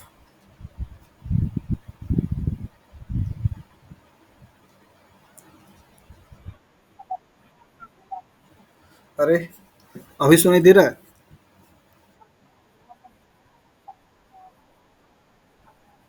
ओके, सो टॉक्सिन्स का नेचर दो हो सकता है, एक आपका एक्सो हो सकता है, दूसरा आपका एंडो हो सकता है, राइट। हुपिंग कफ के लिए जो आपका टॉक्सिन्स प्रोड्यूस होता है उसका नेचर कैसा है, एक्सोटॉक्सिन्स।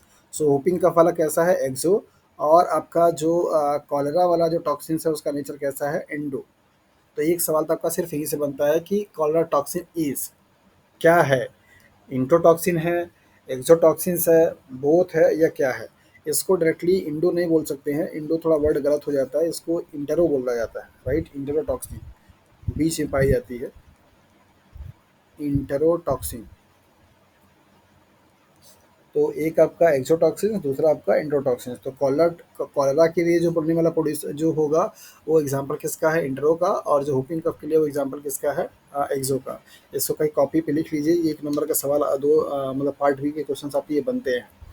ओके, तो इन दोनों के द्वारा बनने वाले जो टॉक्सिन्स होंगे वो करते क्या हैं कि जी प्रोटीन्स के थ्रू जो सिग्नलिंग होती है उस सिग्नलिंग को इंटरफेयर कर देते हैं, जिससे कि नॉर्मल जो सेल्स फंक्शंस को परफॉर्म कर रही होती है वो फंक्शंस अब परफॉर्म नहीं हो पाते हैं। तो ये दोनों दोनों ही टॉक्सिन्स कैसे काम करेंगे, क्या इनके बारे में इंफॉर्मेशन है, ये हमको यहाँ पे पढ़ना है। ओके, सो कॉलर टॉक्सिन्स के बारे में अगर आपको देखा जाए तो बेसिकली सबसे पहला पॉइंट इसके लिए क्या हो जाएगा, कि ये एक आपका इंटेरोटॉक्सिन का क्या है, एग्जाम्पल है। स्टेटमेंट आपको दिया गया कि ये कॉलरा जो टॉक्सिन्स है सिक्रेटेड बाय द विब्रियो कॉलराई, एक बैक्टीरिया है, in the intestine of infected person. तो जो भी कोई कॉलरा का पेशेंट होता है, कॉलरा का सीवियर जो फॉर्म होता है इसको आप डायरिया बोलते हैं। जैसे अभी जो सीज़न आया है गर्मी का, उसमें आप देखेंगे कि बच्चों को बहुत ज़्यादा वोमिटिंग होना शुरू हो जाता है, पूरा ड्रिप लग जाता है, मतलब पानी पानी चढ़ना शुरू हो जाता है। देखा होगा आप सब लोगों ने अपने अपने आसपास में।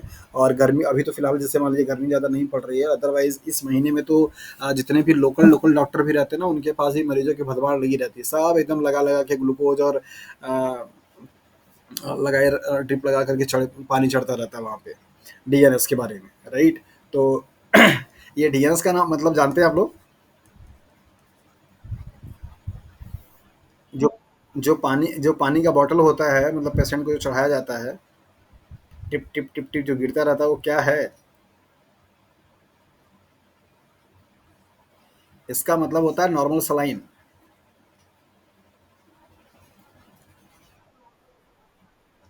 इसमें कुछ होता नहीं है। ये डीआयोनाइज्ड नॉर्मल सलाइन पानी दिया जाता है, ताकि जो भी इलेक्ट्रोलाइट, जैसे जो डायरिया के पेशेंट्स होते हैं ना, उनके बॉडी में पूरा इलेक्ट्रोलाइट क्या होता है, खराब हो जाता है, मतलब लीकेज हो जाती है, उनका पूरा इलेक्ट्रोलाइट इम्बैलेंस हो जाता है, तो उनको इलेक्ट्रॉल पिलाया जाता है, नींबू पानी, चीनी और इसका घोल बना करके पिलाया जाता है, ताकि आपकी बॉडी में जल्दी से जल्दी शुगर और सॉल्ट पहुंच जाए और आपका इलेक्ट्रोलाइट क्या हो, मेंटेन हो जाए। तो डीएनएस बेसिकली क्या है, एनएसीएल का नॉर्मल सलाइन जो होता है वो 0.85% एनएसीएल का क्या होता है, सोल्यूशन होता है। और यही पानी मिला करके ये 500 रुपये 250 रुपये आपको ले लेता है, डॉक्टर चढ़ा करके। ओके।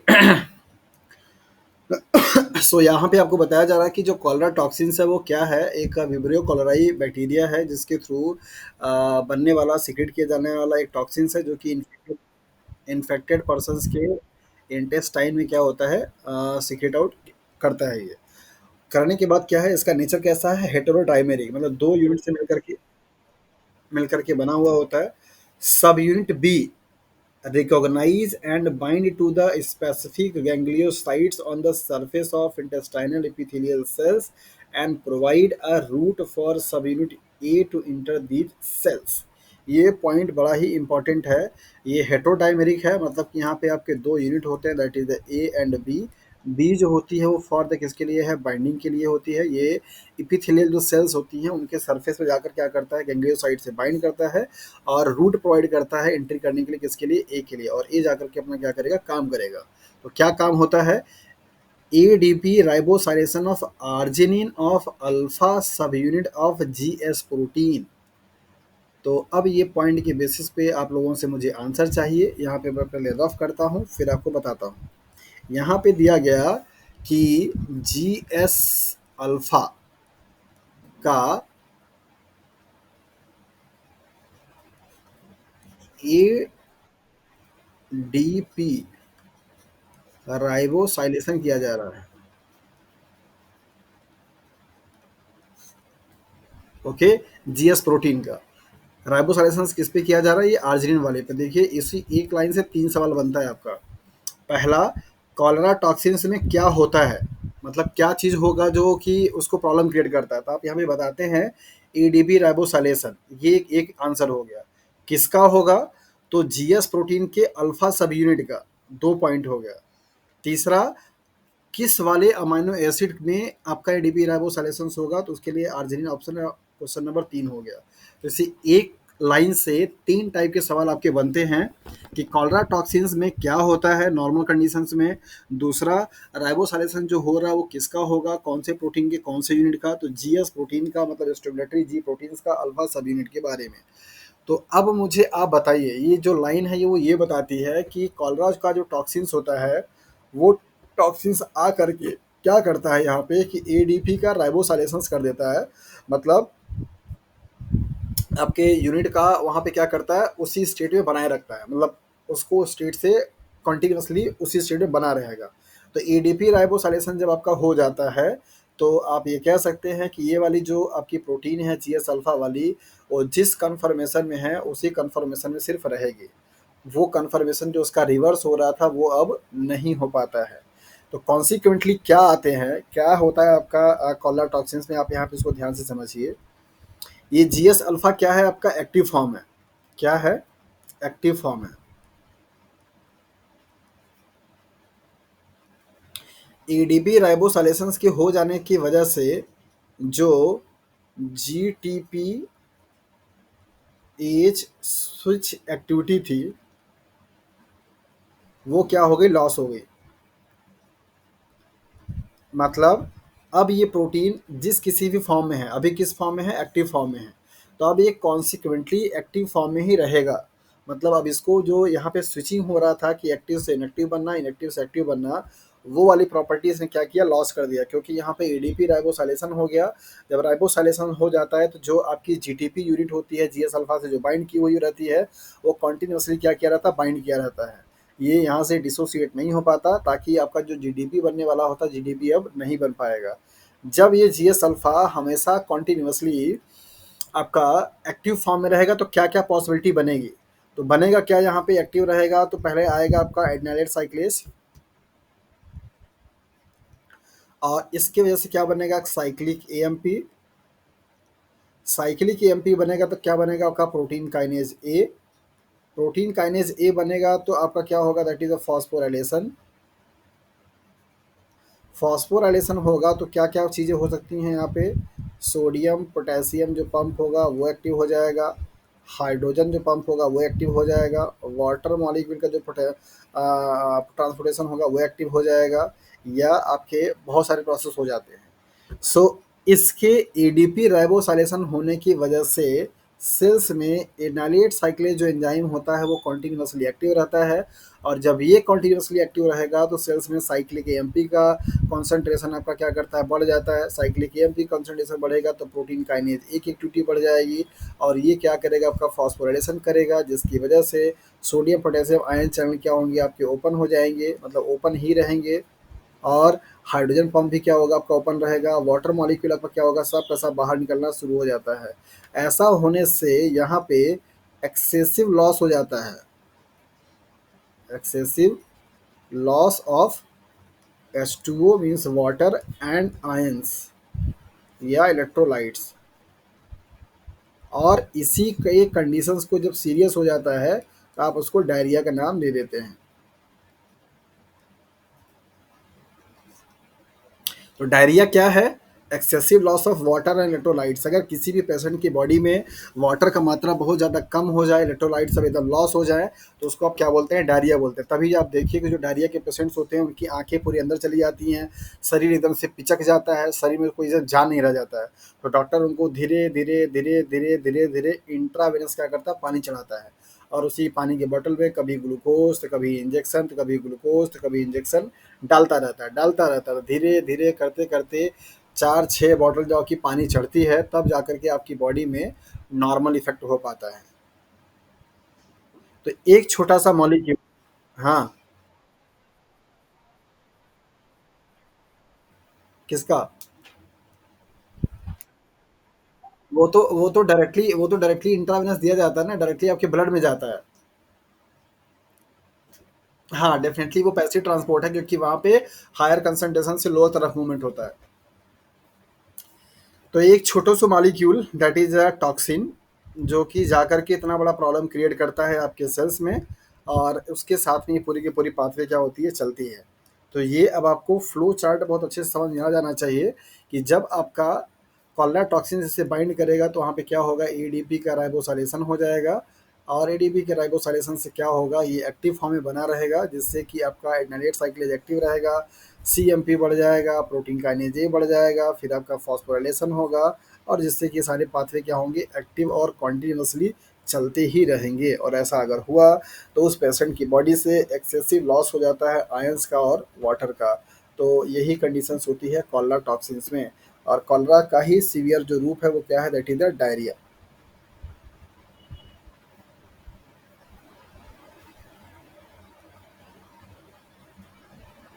हाँ जी।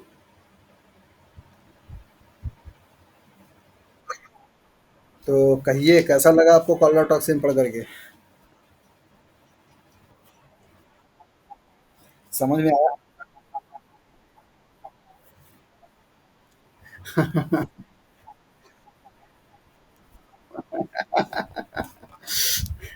अभी आप इमेजिन कीजिए कि अगर किसी को कॉलरा हो रहा होगा तो आपके दिमाग में ये सारे साइकिल चलेंगे कि अच्छा इसके बॉडी में ये चीज़ हो चुकी है यार, इसको तुरंत जल्दी से नींबू पानी नमक का घोल दिया दिया जाए, सारा NaCl और वाटर इसका निकल चुका है।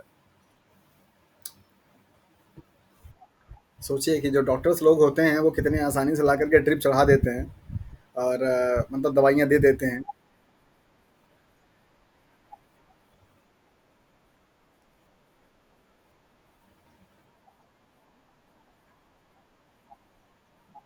बिल्कुल, नींबू पानी, नमक जो पिलाया जाता है, आप देखिए ना, अभी भी आप गाँव में अगर चले जाएँगे तो मतलब 30 से 40% पॉपुलेशन ऐसी है, जो कि जब कभी भी उनको गर्मी के टाइम पे जैसे उल्टी दस्त अगर होता है ना, तो दवाई के पास नहीं डॉक्टर के पास वो नहीं जाते हैं। तुरंत पहले क्या करेंगे, ले आएँगे, नींबू लाएँगे, बढ़िया से बनाएँगे, मस्त चीनी डाल करके शरबत, और उसमें नमक और नींबू घोल डाल करके मिक्स करके आराम-आराम से उसको क्या करते हैं, पीते रहते हैं। सलाह भी देते हैं, इसको पियो अभी सही हो जाओगे, ज़्यादा घबराने की ज़रूरत नहीं है। तो वो डॉ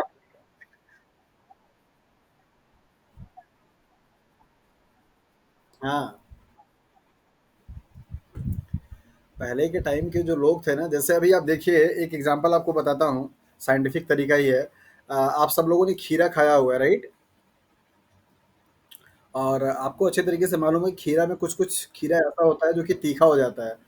तो उसको क्या करते हैं, ऐसे टिप वाले पार्ट को क्या करते हैं, काट करके इसको ऐसे रब करते हैं, और रब करने के बाद यहाँ पे पूरा क्या होता है, सफ़ेद-सफ़ेद से झाग निकलता है, फ़ोम टाइप का, और फिर उसके बाद ये खीरा आप आसानी से खा सकते हैं।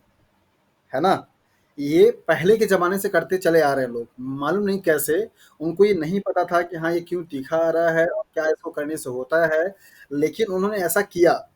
और आज भी जो साइंटिफिक लोग हैं, वो लोग भी यही करते हैं। अगर आपको कोई खीरा तीखा अगर आ रहा है, तो आप उसके टिप वाले पार्ट को काट करके अगर रब कर देते हैं, तो पूरा का पूरा उसमें क्या है, एक कुकुरबिटीन नाम का केमिकल होता है, जो कि आपको टॉक्सिन मतलब तीखा लगता है, और वो पूरा का पूरा अपेक्स पार्ट पे डिपॉज़िट रहता है। तो जैसे आप उसको काट करके क्या करते हैं, रब करते हैं ना, तो पूरा का पूरा वो जो झाग होता है, उसी झाग से वो केमिकल भी पूरा का आप एक्सपेल आउट हो जाता है, बाहर निकल जाता है। और अगर आप उसको धुल करके खाते हैं, तो जो खीरे का ऊपर वाला पार्ट होता है वो काट दिया जाता है, तो उससे कि पूरा का पूरा आपका उसकी जो झागपन होती है, जो तीखा वालापन, कड़वा वालापन होता है, वो खत्म हो जाता है। तो पहले के ज़माने के लोगों को पता नहीं था, लेकिन वो करते यही थे कि हाँ, ऐसा करोगे तो सही हो जाएगा। ऐसे आपको बहुत सारे मैं एग्ज़ाम्पल दे सकता हूँ, जो कि पहले साइंस नहीं थी, लेकिन दादा-दादी लोगों का जो परसेप्शन था ना, वो बड़ा सही था। जैसे पहले के ज़माने में पहली जो बारिश होती, अरे! तो आयुर्वेद सब थोड़ी पढ़ता था भाई। आयुर्वेद की नॉलेज तो किसी आयुर्वेदा को होगा ना। हर गांव में जो हर घर में जो दादी दादा होते थे ना, वो अपने आप में डॉक्टर होते थे। उनको ये नहीं पता है कि पहली बारिश में जाने से क्या समस्या है, क्या मैकेनिज्म है, लेकिन वो अपने घर के बच्चों को सीजन की जब पहली बारिश होती थी ना, तो उससे उससे भीगने से बचाते थे कि पहली बरसात पानी से नहीं भीग। हाँ, क्योंकि उसको भीगने से खुजली होने लगती है, स्किन खराब हो जाता है। ये आज हम लोग जान पाए कि अच्छा भैया, एसिड रेन हो रहा है, पानी पूरा एसिडिक हो रहा है, स्किन का पीएच उतना नहीं है, जाकर के रिएक्ट कर जाता है, तो पूरा खुजली और इरिटेशन होने लगता है। ये आज हम लोगों ने जाना। दादा लोग ये सब नहीं जानते थे, लेकिन वो मना करते थे कि हाँ, पहली बारिश में भीगना नहीं है बेटा, भीगोगे तो खराब हो जाएगा। घर में अगर अचार बनता है, तो वो दादी या मम्मी या जो भी कोई होता है, हमेशा इस बात के लिए मना करता है कि भीगे हुए हाथ से अचार तो मत निकालना।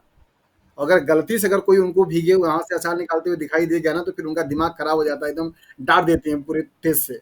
उनको ये नहीं पता था कि हाँ, ये भीगे हुए हाथ से क्या हो रहा है, लेकिन उनको ये मालूम था कि अगर गीले हाथ से अगर कोई अचार निकालेगा, तो अचार खराब हो जाएगा। ये हम लोग आज आज हम लोग ये जान पाए कि अच्छा भैया, नमी रहेगा तो वहाँ पे फंगस ग्रो कर जाता है, और फंगस अगर ग्रो किया तो पूरा का पूरा हमारा अचार जो है वो खराब कर जाएगा। तो ये रीज़न साइंटिफिक आज हम लोग जान पा रहे हैं, लेकिन दादी लोग, दादा लोग पहले से ही डॉक्टर बने बैठे हैं।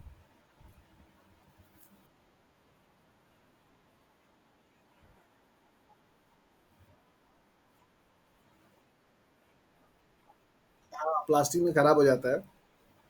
जनरली अचार के लिए वो शीशे वाली जार आती है, वो बड़ी वाली। हाँ, अरे भैया, मम्मी लोगों का वही बड़ा फेवरेट काम होता है। उसके खिलाफ में कोई काम बर्दाश्त नहीं है उनको। अगर गलती से भी किसी ने हाथ धुलकर तुरंत गया अचार अगर निकाल लिया ना, तो फिर डंडा ही पड़ेगा। पूरी पूरी मेहनत रहती है उन लोगों की।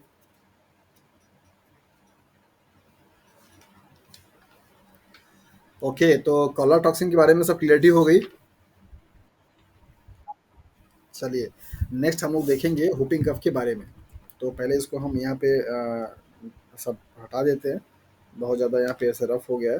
सो whooping कफ को बेसिकली हम लोग पर्टूसिस टॉक्सिन्स के नाम से भी जानते हैं। और पर्टूटिस जो टॉक्सिन्स है आपका वो एक्सोटॉक्सिन की कैटेगरी में आता है। तो एक लाइन आप यहाँ पे इसको लिख लीजिएगा कि ये आपका क्या है, दैट इज़ द एक्सोटॉक्सिन से। गर्मी कुछ ज़्यादा बढ़ गई है, गला बहुत ज़्यादा सूख रहा है। ओके, सो एक्सोटॉक्सिन्स होता है, एक सवाल आपका यहाँ से बन जाता है। Okay, produced by Bordetella pertussis and catalyze ADP ribosylations of the subunit of GI। मतलब जी प्रोटीन का इनहिबिटरी जो सब यूनिट होता है उसमें आपका क्या होता है, एडीपी राइबोसाइलेशन। ध्यान रखिएगा, एडीपी राइबोसाइलेशन यहाँ पे भी होता है, एडीपी राइबोसाइलेशन यहाँ पे भी होता है, लेकिन दोनों में फ़र्क है। यहाँ पे alpha subunit of GS protein, यहाँ पे जीआई जो यूनिट है सब यूनिट है उसमें हो जाता है। तो दोनों का जो तरीका है या दोनों का जो एडीपी राइबोसाइलेशन करने वाली जो टारगेट है वो क्या है, अलग अलग है। तो इस चीज़ को थोड़ा सा ध्यान रखिएगा। Okay, in this case preventing GDP GTP exchange and blocking inhibition of enalase cyclase by GI। तो एनालिस साइक्लेज की जो एक्टिविटी होती है वो एक्टिविटी क्या हो रही है, यहाँ पे ब्लॉक हो जा रही है। मतलब कि जो जीडीपी से जीटीपी में कन्वर्जन होता था एक्टिव से इनएक्टिव में, अब वो बेसिकली जीडीपी फॉर्म में ही बना हुआ है। और वहाँ पे जो एनालिस साइक्लेज है वो उसकी एक्टिविटी ब्लॉक हो गई है, मतलब वो बन नहीं पा रही है। तो होता क्या है वुपिंग कफ में, जो आपके ऐसे ट्रैकिया होते हैं ना, यहाँ पे ऐसे बहुत सारे ऐसे सिलियरी मसल्स पाए जाते हैं, एपिथेलियल वाले, जिसको कि आप सिलेटेड एपिथेलियल सेल्स बोलते हैं, जो कि आपको स्वाइप का काम करता है। मतलब जब भी कोई आप एयर लेते हैं यहाँ से जब जाता है तो इस एयर में जो भी डस्ट पार्टिकल्स होते हैं उनको साफ करने क्या करता है काम, ये मूवमेंट करता रहता है, साफ करने का काम करता है। आप कभी फील किए होंगे कि जब कभी भी बहुत आप पॉल्यूटेड एरिया से जाते हैं, मतलब डस्टी वाले एरिया से जाते हैं, तो आपके गले में यहाँ पे खराश हो जाती है, आपको खांसी आना शुरू होता है, फिर आपको ऐसा लगता है कि गले में कुछ डिपॉजिट हो गया है। कभी महसूस किया है?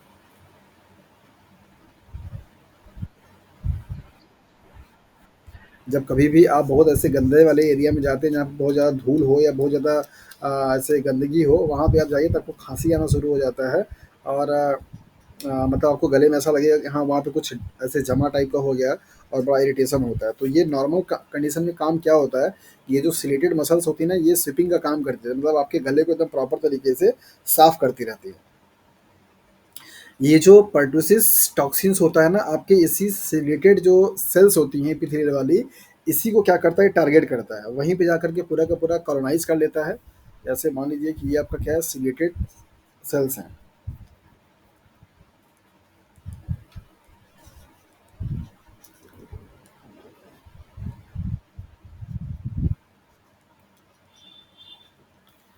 और ये जो आपका पर्टुसिस टॉक्सिन्स होगा, तो मान लीजिए बैक्टीरिया आपका यहाँ पर आया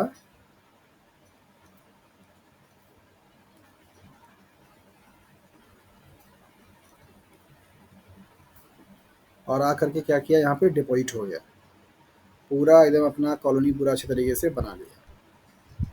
तो जब ये कॉलोनी यहाँ पे बना लेगा तो जो आपकी एक्टिविटी ये स्वीपिंग वाली हो रही थी, इसको स्वाइप करने के लिए, वो वाली एक्टिविटी क्या होगी आपकी, ब्लॉक हो जाती है।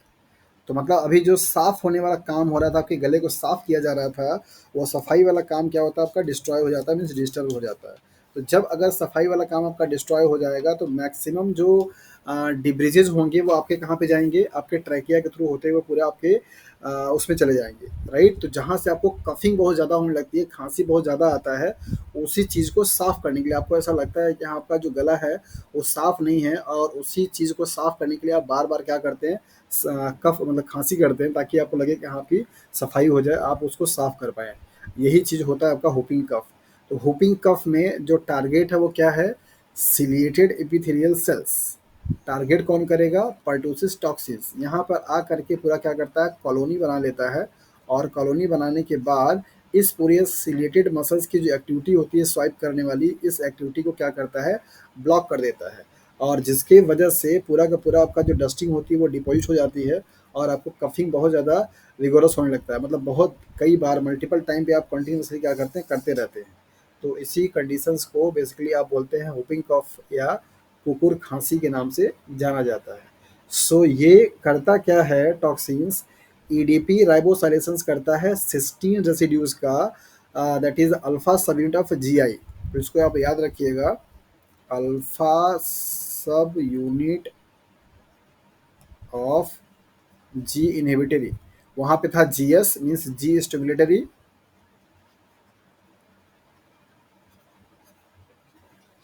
और ये क्या है, इनहिबिटरी।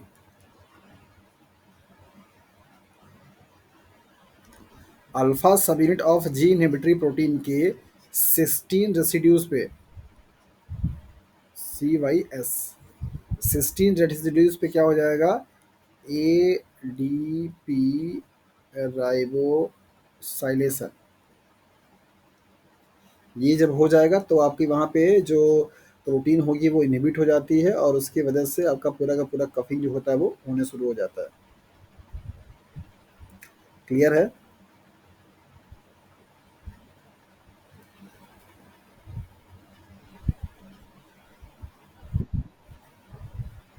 ओके। तो मतलब आपको यहाँ पे क्या समझ में आया कि पर्टोसिस टॉक्सिन जो होता है वो एडनाइलेज साइक्लेज के एक्टिविटी क्या करता है, ब्लॉक कर देता है। जबकि आपने कॉलरा टॉक्सिन्स में देखा था कि वो एक्टिविटी कॉन्टिन्यूसली क्या होती है, एक्टिव रहती है। ओके।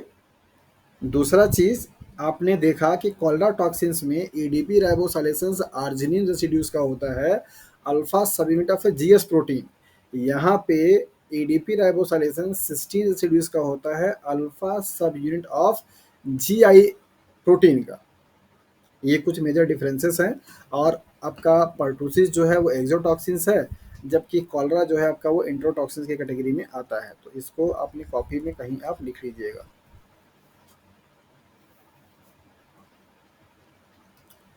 ठीक है, तो अभी मेरे पास, हाँ ये बैक्टीरिया आपके एयर में ही पाए जाते हैं। एयर में भी हो सकते हैं, और मतलब एयर बॉर्न भी है, फूड पॉइजन मतलब फूड में भी मिल सकता है।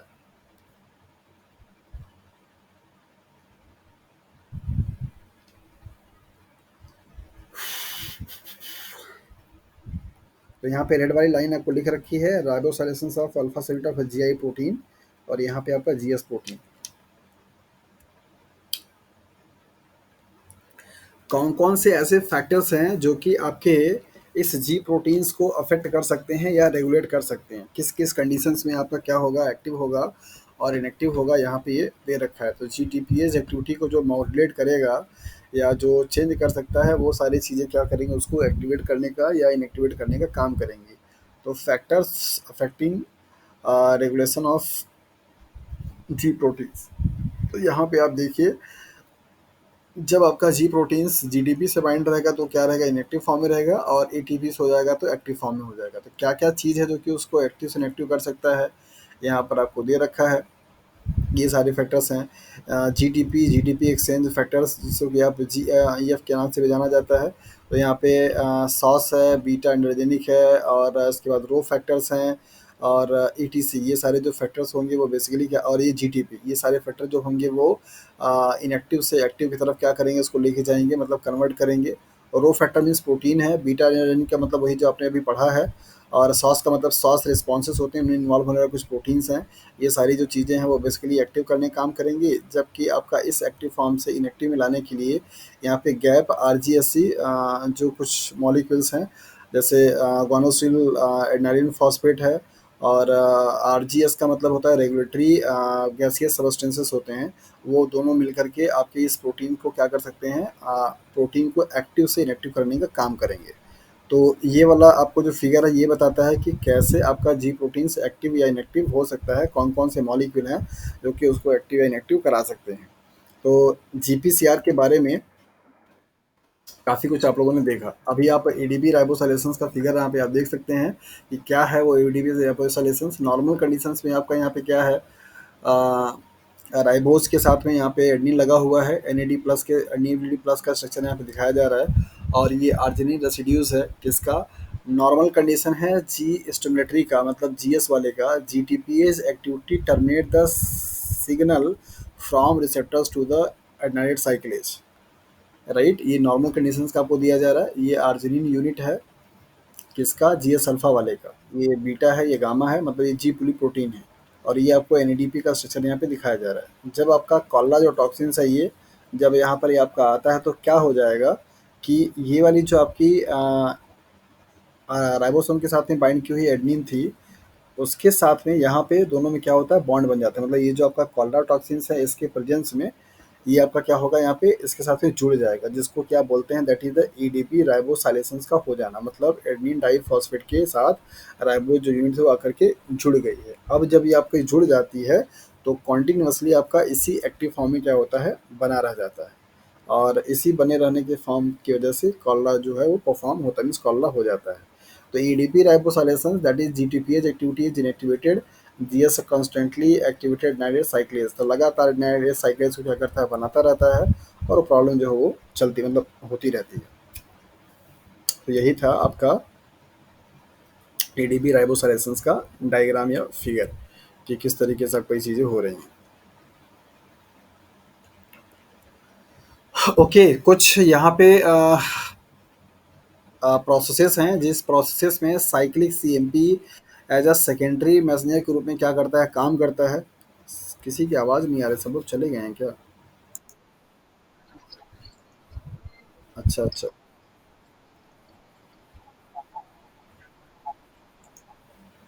नहीं नहीं, मुझे ऐसा लग रहा है कि जैसे एकदम सब शांत हो गए हैं, तो बार बार ये भी लग जाता है कि हाँ। नहीं, आज मैं हमने सवाल कुछ पूछा नहीं आप लोगों से, तो दैट इज़ वाई कंटिन्यूअसली बोलना पड़ रहा है। और आज थोड़ी गर्मी इधर मुझे लग रही है थोड़ी ज़्यादा है। ओके, कुछ यहाँ पे प्रोसेसेस हैं जहाँ पे आपका CAMP, जो कि साइक्लिक AMP के नाम से जाना जाता है, वो सेकेंडरी मैसेंजर क्या करता है, काम करता है। तो यहाँ पे कुछ वो लिस्ट दिए गए हैं कि कहाँ कहाँ पे वो काम कर सकता है, वो कौन कौन से ऐसे सिग्नल्स हैं जिन सिग्नल्स में साइक्लिक AMP को as a secondary messenger use किया जाता है। तो कॉर्टिकोट्रॉपिन, जो कि आपका एक मिनरल कॉर्टिकोट्रॉपिन के हार्मोन्स के नाम से जाना जाता है, ये आपके सेल्स में, आपकी बॉडी में मिनरल्स के एक्टिवेशन डीएक्टिवेशन को काम करने में हेल्प करता है। कॉर्टिकोट्रॉपिक रिलीजिंग हार्मोन्स, ये भी उसी कैटेगरी में बिलोंग करता है। डोपामाइन है, एपिनेफ्रिन है, फॉलिकल स्टिमुलेटिंग हार्मोन्स, जिसे आप एफएसएस के नाम से जानते हैं, ग्लूकागॉन, हिस्टामिन, ये सारे जो नाम आपको दिखाई दे रहे हैं, इन सभी पाथवे में, मतलब कि ये सारे एंजाइम्स या ये सारे जो रिएक्टेंट मॉलिक्यूल्स हैं, जहाँ कहीं पे भी बन रहे हैं, इन्वॉल्व हो रहे हैं, उन सभी में cyclic AMP as a secondary messenger के रूप में क्या करता है, काम करता है। जैसा कि अभी आपने यहाँ पे देखा था, तो आपने ये जो एग्जांपल यहाँ पे पढ़ा, वो किसका पढ़ा है, इपिनेफ्रिन का पढ़ा है। तो एक एग्जांपल आपने ऐसे देखा है, ऐसे ये सारे एग्जांपल्स आपको पढ़ने को मिलेंगे जब आप उसको पूरा कहीं अलग तरीके से पढ़ेंगे तो यहाँ पर आपको जीपीसीआर के थ्रू चलने वाला एक मैकेनिज्म दिखाया गया, दैट इज द एपिनेफ्रिन का।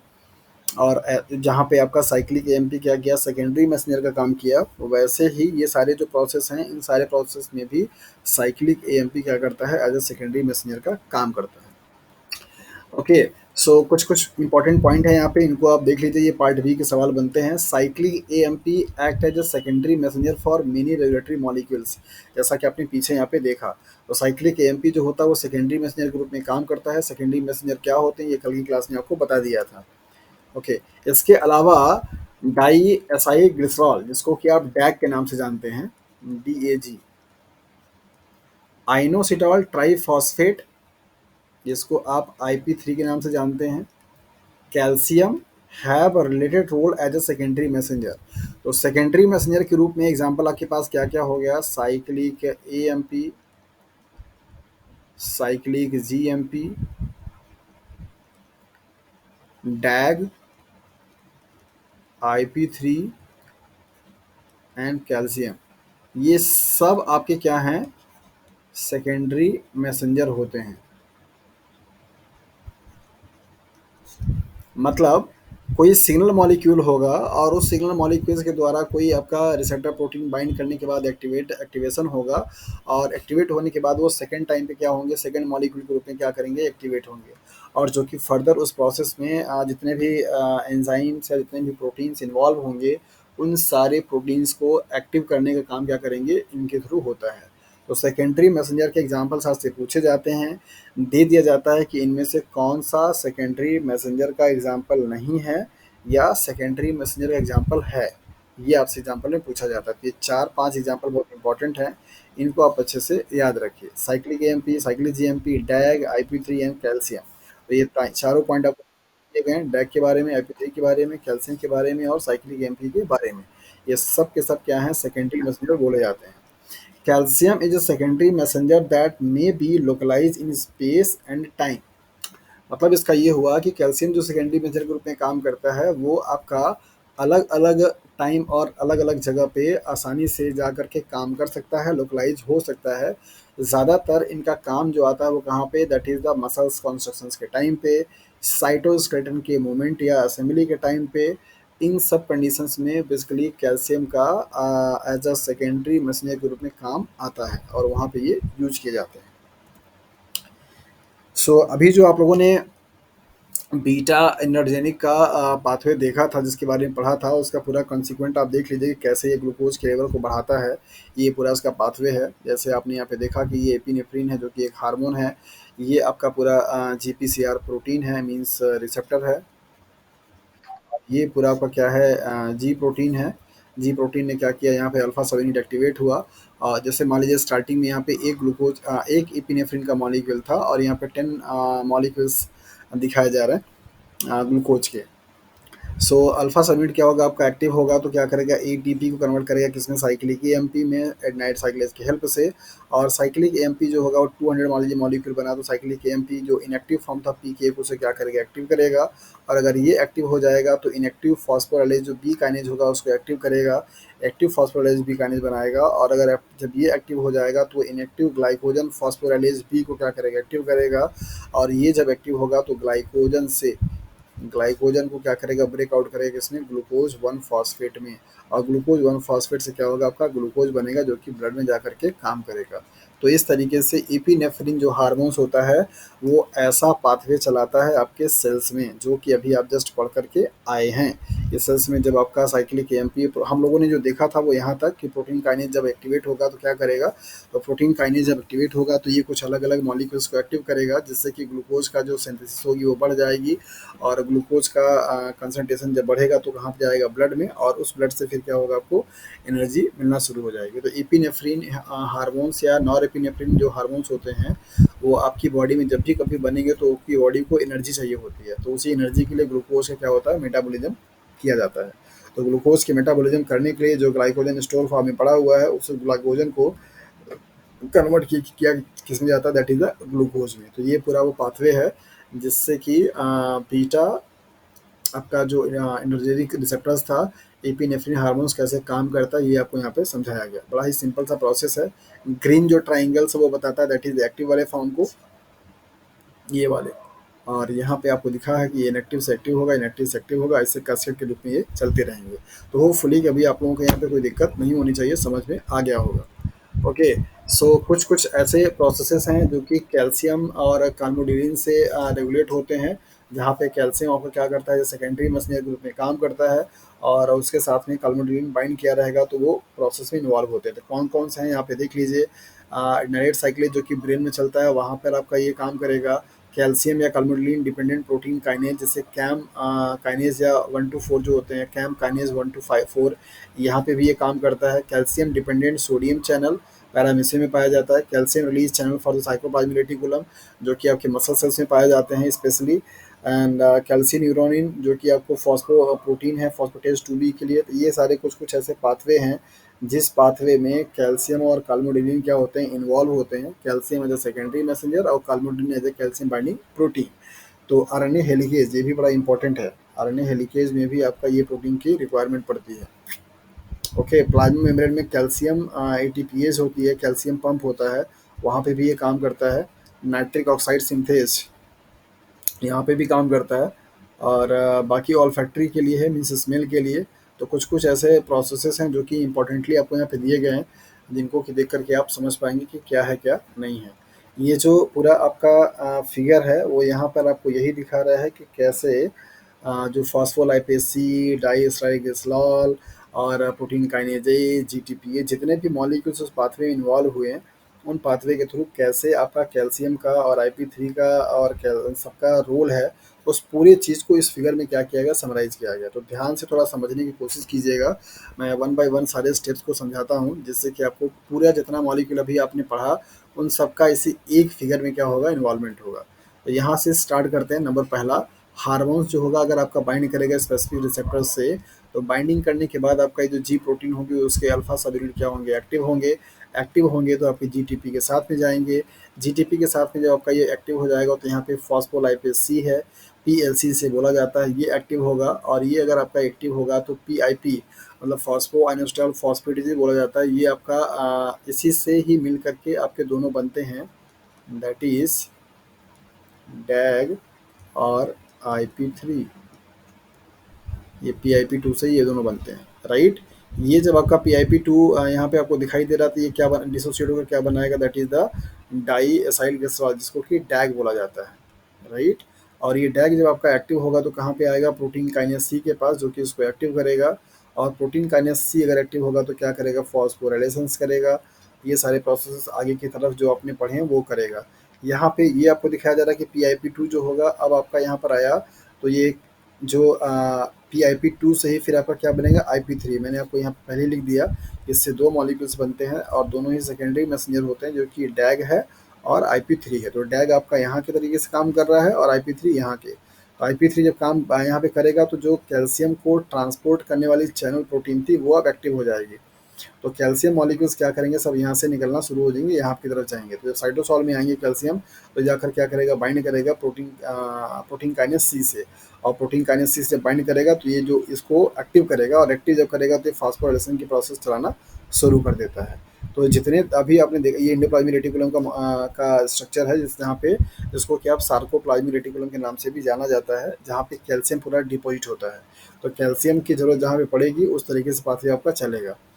तो आपने यहाँ पे देखा कि कैसे जीटीपी प्रोटीन, मतलब जीटीपी और जी प्रोटीन्स और जीपीसीआर, PIP2 आपका प्रोटीन मतलब लिपिड में पाया जाने वाला फॉस्फो आइनोसिटाल फॉस्फेटेज एक मॉलिक्यूल है, जिससे कि कन्वर्ट होकर के दो मॉलिक्यूल्स बनते हैं, डाई एसाइल ग्लिसरॉल जिसको कि आप डैग बोलते हैं, और IP3 बोलते हैं, जिसको कि फॉस्फो आइनोसिटाल 1,3,5 ट्राईफॉस्फेट बोला जाता है।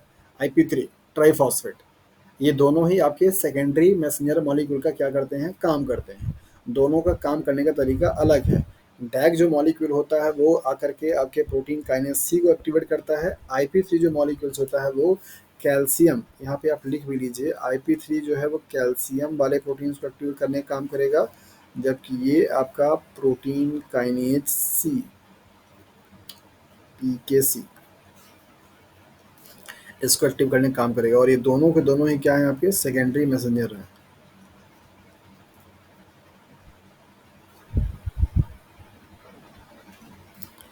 इतने सारे मॉलिक्यूल्स का एक ही फिगर में पूरा आपका रोल है कि कैसे ये सारे मॉलिक्यूल्स आपके काम करते हैं, क्या क्या इनका काम होता है। एक पाथवे को बहुत सिंपल तरीके से आप समझ सकते हैं। जैसे ही आपका जीटीपी यहाँ पे बाइंड करेगा तो फॉस्फोलाइपेज जो सी होगा वो आपका क्या करता है, ये इसके IP3 मॉलिक्यूल्स को ब्रेक करता है। आपने देखा था फॉस्फोलाइपेज सी और डी के बारे में कि वो फॉस्फो डाई एस्टर बॉन्ड को ब्रेक करेगा, पीछे की साइड में पढ़ा था आप लोगों ने। पीछे की, हाँ, पीछे की स्लाइड में मैंने फॉस्फोलाइपेज A1 A2 C और D चार आपको पढ़ाए थे। तो वो यही करता है कि ये फॉस्फोएस्टर बॉन्ड को ब्रेक करेगा तो आपका क्या बनाएगा, IP3। और इसके बाद ये यही ब्रेक होगा तो क्या बनेगा, आपका डैग। तो दो मॉलिक्यूल्स आपके बनेंगे, दोनों सेकेंडरी मैसेंजर का काम करते हैं। IP3 जो बनेगा वो आकर के कैल्शियम, जो कि इंडोप्लाज्मिक रेटिकुलम के मेम्ब्रेन पे पाई जाती है, कैल्शियम आयन चैनल प्रोटीन, उसको क्या करेगी, एक्टिव करेगी, ओपन करेगी। तो जो भी कैल्शियम आपका यहाँ पे इंडोप्लाज्मिक रेटिकुलम के ल्यूमेन में है वो सब क्या होंगे, बाहर जाएंगे। बाहर जाएगा तो ये जाकर क्या करेगा, प्रोटीन काइनेस सी के साथ में इंटर करेगा, जिसके बाद ये एक्टिव हो जाएगा। डाई एस्ट्राइल जो ग्लिसरॉल होगा वो आकर क्या करेगा, यहाँ पे बाइंड करेगा। तो मतलब ये वाला मॉलिक्यूल और ये कैल्शियम, मतलब इसके दोनों जो प्रोडक्ट हैं वो प्रोटीन काइनेस सी को एक्टिव करने में क्या करते हैं, हेल्प करते हैं, डायरेक्टली और इनडायरेक्टली। और प्रोटीन काइनेस सी जब आपका एक्टिव होगा तो वो पूरा का पूरा फॉस्फोराइलेशन करता है ढेर सारे प्रोटीन के मॉलिक्यूल्स का। और जब फॉस्फोराइलेशन करेगा तो वो सारे के सारे प्रोटीन्स का होंगे, एक्टिव हो जाएंगे। और जब एक्टिव हो जाते हैं तो जो भी सेलुलर एक्टिविटीज़ होती है वो आगे कैसेट के फॉर्म में क्या होती है, चलना शुरू हो जाती है। तो यहाँ पर आपने देखा कि ये एक्स्ट्रा सेलुलर में होने वाले क्या क्या चीज़ें हैं, ये साइटोप्लाज्म में और ये आपका एंडोप्लाज्मिक रेटिकुलम है। तो यहाँ पर आपने देखा कि कैसे कोई हार्मोन्स आपके सेकेंडरी मैसेंजर को जनरेट करता है, और वो सेकेंडरी मैसेंजर कैसे कंजिक्यूटिव दूसरे मॉलिक्यूल्स को एक्टिवेट करते हैं, तब जाकर कोई प्रोसेस क्या होती है, परफॉर्म होती है।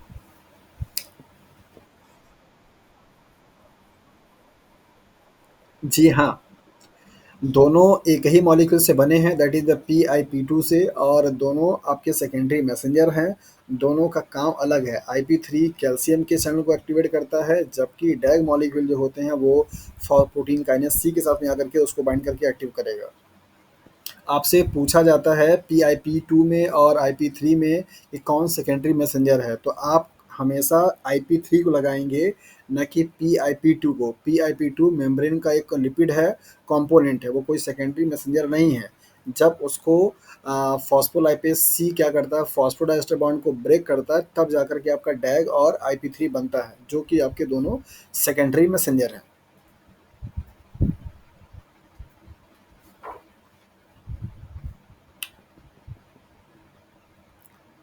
ओके।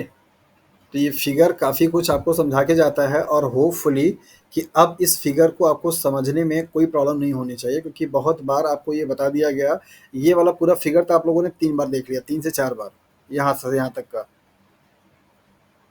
और आपको ये समझ में आना चाहिए कि ये लाल, हरा, पीला क्या दिखा रहा है और क्या बता रहा है ना? सो अभी तक कोई दिक्कत है किसी को? तो आप लोगों ने आज की क्लास में देखा कि जीपीसीआर प्रोटीन क्या है, और किस तरीके से जीपीसीआर सिग्नलिंग मॉलिक्यूल्स में पार्टिसिपेट करती है। काफ़ी कॉम्प्लेक्स इसका मैकेनिज्म था, और जिसमें कि आप लोगों ने कई सारे मॉलिक्यूल्स के बारे में स्टडी किया, देखा कि उनके कौन कौन से कंपोनेंट हैं, किसके पास क्या क्या एक्टिविटी होती है, कौन कौन से वेरियस डिफरेंट एंजाइम्स होते हैं जो कि यहाँ पे इन्वॉल्व होते हैं, और कैसे जीपीसीआर प्रोटीन के थ्रू होने वाले जो सिग्नलिंग पाथवे होती हैं वो ऑपरेट होती हैं, और उनको कौन कौन सी चीज़ें इनहिबिट कर सकती हैं। इसके साथ साथ आप लोगों ने ये भी देखा कि कॉलरा टॉक्सिन, पर्टुसिस टॉक्सिन्स कैसे आपकी बॉडी में डिजीज़ को कॉज करता है, और उसका बायोकेमिकल लेवल आपने देखा कि कहाँ पे कौन कौन सा मॉलिक्यूल आपका अल्टर हो रहा है, किसके साथ में राइबोसाइलेशन हो रहा है जिससे कि कॉलरा हो रही है, किसके साथ में राइबोसाइलेशन हो रहा है जिससे कि पर्टुसिस टॉक्सिन्स हो रही है या व्होपिंग कफ हो रहा है। तो ये सारी चीज़ें आप लोगों ने बहुत अच्छे तरीके से देख लिया। याद करने वाली चीज़ें यहाँ पे बहुत ज़्यादा हैं। अभी आपकी ड्यूटी अब शुरू हो जाएगी कि आप उन सारी चीज़ों को बहुत अच्छे से एक्यूरेटली याद रखें। जैसे सेकेंडरी मैसेंजर का कौन-कौन सा एग्ज़ाम्पल है, ये आपको याद रखना रहेगा। कौन से सब यूनिट के पास जीटीपीएज एक्टिविटी है, ये आपको याद रखना पड़ेगा। कौन से सब यूनिट का आपका कॉलरा टॉक्सिन्स में या पर्टुसिस टॉक्सिन्स में इनहिबिटर एडीपी राइबोसाइलेशंस हो रहा है, कौन से अमाइनो एसिड एसिड रेसिड्यूज़ पे, यहाँ तक भी सवाल आपसे पूछे जाते हैं। कॉलरा टॉक्सिन्स का और पर्टुसिस टॉक्सिन्स का नेचर क्या है, कौन सा इंटरो है, कौन सा एक्सोटॉक्सिन्स हैं, ये भी आपसे सवाल पूछे जाते हैं। जीपीसीआर प्रोटीन्स में एनाल्डेज साइक्लेज से बनने वाले सीएमपी का, साइक्लिक एएमपी का लिंकेज क्या है, ये भी आपसे सवाल पूछा जाता है। रोल ऑफ फॉस्फोडाइस्टरेज से ही सवाल आपसे पूछे जाते हैं। तो कई सारे क्वेश्चंस आपसे पार्ट बी और पार्ट सी में मिला करके इस सिंगल सेल सिग्नलिंग के जीपीसीआर वाले यूनिट से, मतलब टॉपिक से पूछा जाता है, जो कि बहुत बहुत ज़्यादा इंपॉर्टेंट है। कैल्शियम कहाँ कहाँ पे एज ए सेकेंडरी मैसेंजर काम कर सकता है, कहाँ कहाँ पे आपके सेकेंडरी मैसेंजर साइक्लिक एएमपी काम करते हैं, ये सब भी सवाल आपसे पूछे जाते हैं। तो काफ़ी चीज़ें हो गई जो कि आपको याद करने वाली होंगी, और होपफुली कि ये सारी चीज़ें आप लोगों को अच्छे से समझ में आ गई होंगी। अगर अभी किसी को इस पूरे टॉपिक में जीपीसीआर वाले में कहीं कुछ डाउट है, कहीं कुछ प्रॉब्लम है, तो वो पूछ सकता है। ये पूरा लिखा है आपके सामने ही पेज पे।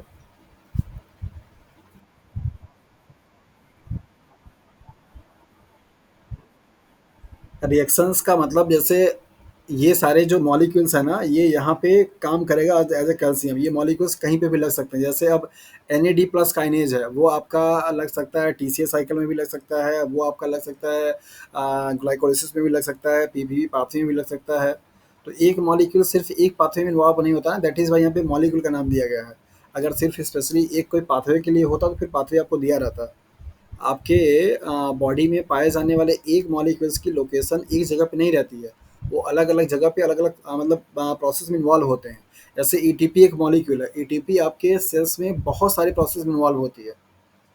कैल्शियम भी वैसे ही है, कैल्शियम भी आपकी बॉडी में कई सारी एक्टिविटीज़ हैं, कई सारे प्रोसेसेस हैं जहाँ पे वो इन्वॉल्व होता है। साइटोस्केलेटन का जब आपका असेंबली हो रही है तब पे होगा, साइटोस्केलेटन की जब मूवमेंट होता है तब तब भी वहाँ पे होगा, मसल का कॉन्ट्रैक्शंस होगा तब भी आपके वहाँ पे रोल करेगा। तो इस तरीके से बहुत सारे प्रोसेसेस होती हैं जहाँ पे आपका ये इन्वॉल्व होता है। ये वो मॉलिक्यूल दे रखा है जिन मॉलिक्यूल्स में कैल्शियम की रिक्वायरमेंट है। अब ये मॉलिक्यूल एक से मतलब एक जगह के बजाय कई जगह पे काम कर सकते हैं।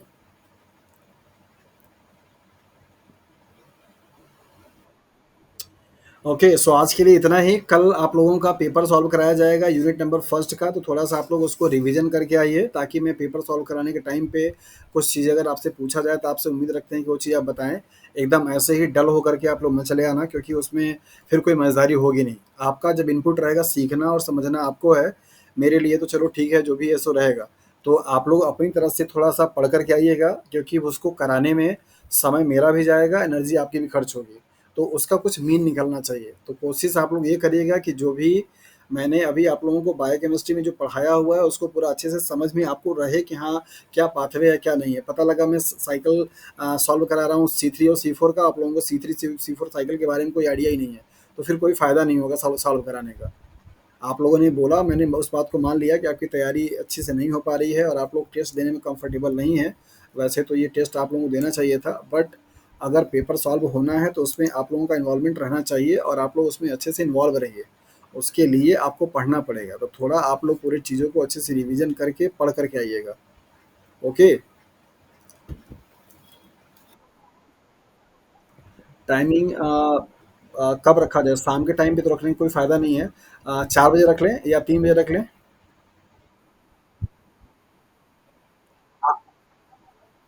है ना? कल संडे है तो थोड़ा आप लोग आराम भी कर लीजिए। 3 बजे से भी रख सकते हैं आराम से, कोई दिक्कत नहीं। 4 बजे से भी रख सकते हैं, कोई दिक्कत नहीं। जब आप लोग बताइए उस टाइम पे पेपर क्लास लग जाएगी, आराम से डिस्कस होगा, लेकिन उसके पहले पढ़ करके आप लोग आइएगा। ऐसा ना हो। नहीं, 2 बजे वाला टाइमिंग ठीक नहीं है। 2 बजे वाला टाइमिंग थोड़ा इसलिए ठीक नहीं हो जाता कि और भी चीज़ें होती हैं जो कि हैम्पर होने लगती हैं, तो एक तरफ रहेगा तो ठीक रहेगा। आप 3 से 4 में कोई भी टाइमिंग आप चूज़ कर लीजिए, 4 बजे की टाइमिंग या 3 बजे की टाइमिंग, उस पे आपकी क्लास 2 घंटे की लग जाएगी, तो यूनिट काफ़ी सारा खत्म हो जाएगा। और वो जो टाइम मिलेगा उसमें आप लोग अच्छे से पढ़ाई करके आइएगा, ये नहीं कि हाँ चलो चले आए क्लास करने के लिए तो आइडिया नहीं है, ये ऐसा नहीं होना चाहिए। थोड़ा सा स्टडी आप लोग करके आएंगे, सब लोग करके आएंगे, सबका इन्वॉल्वमेंट होना ज़रूरी है।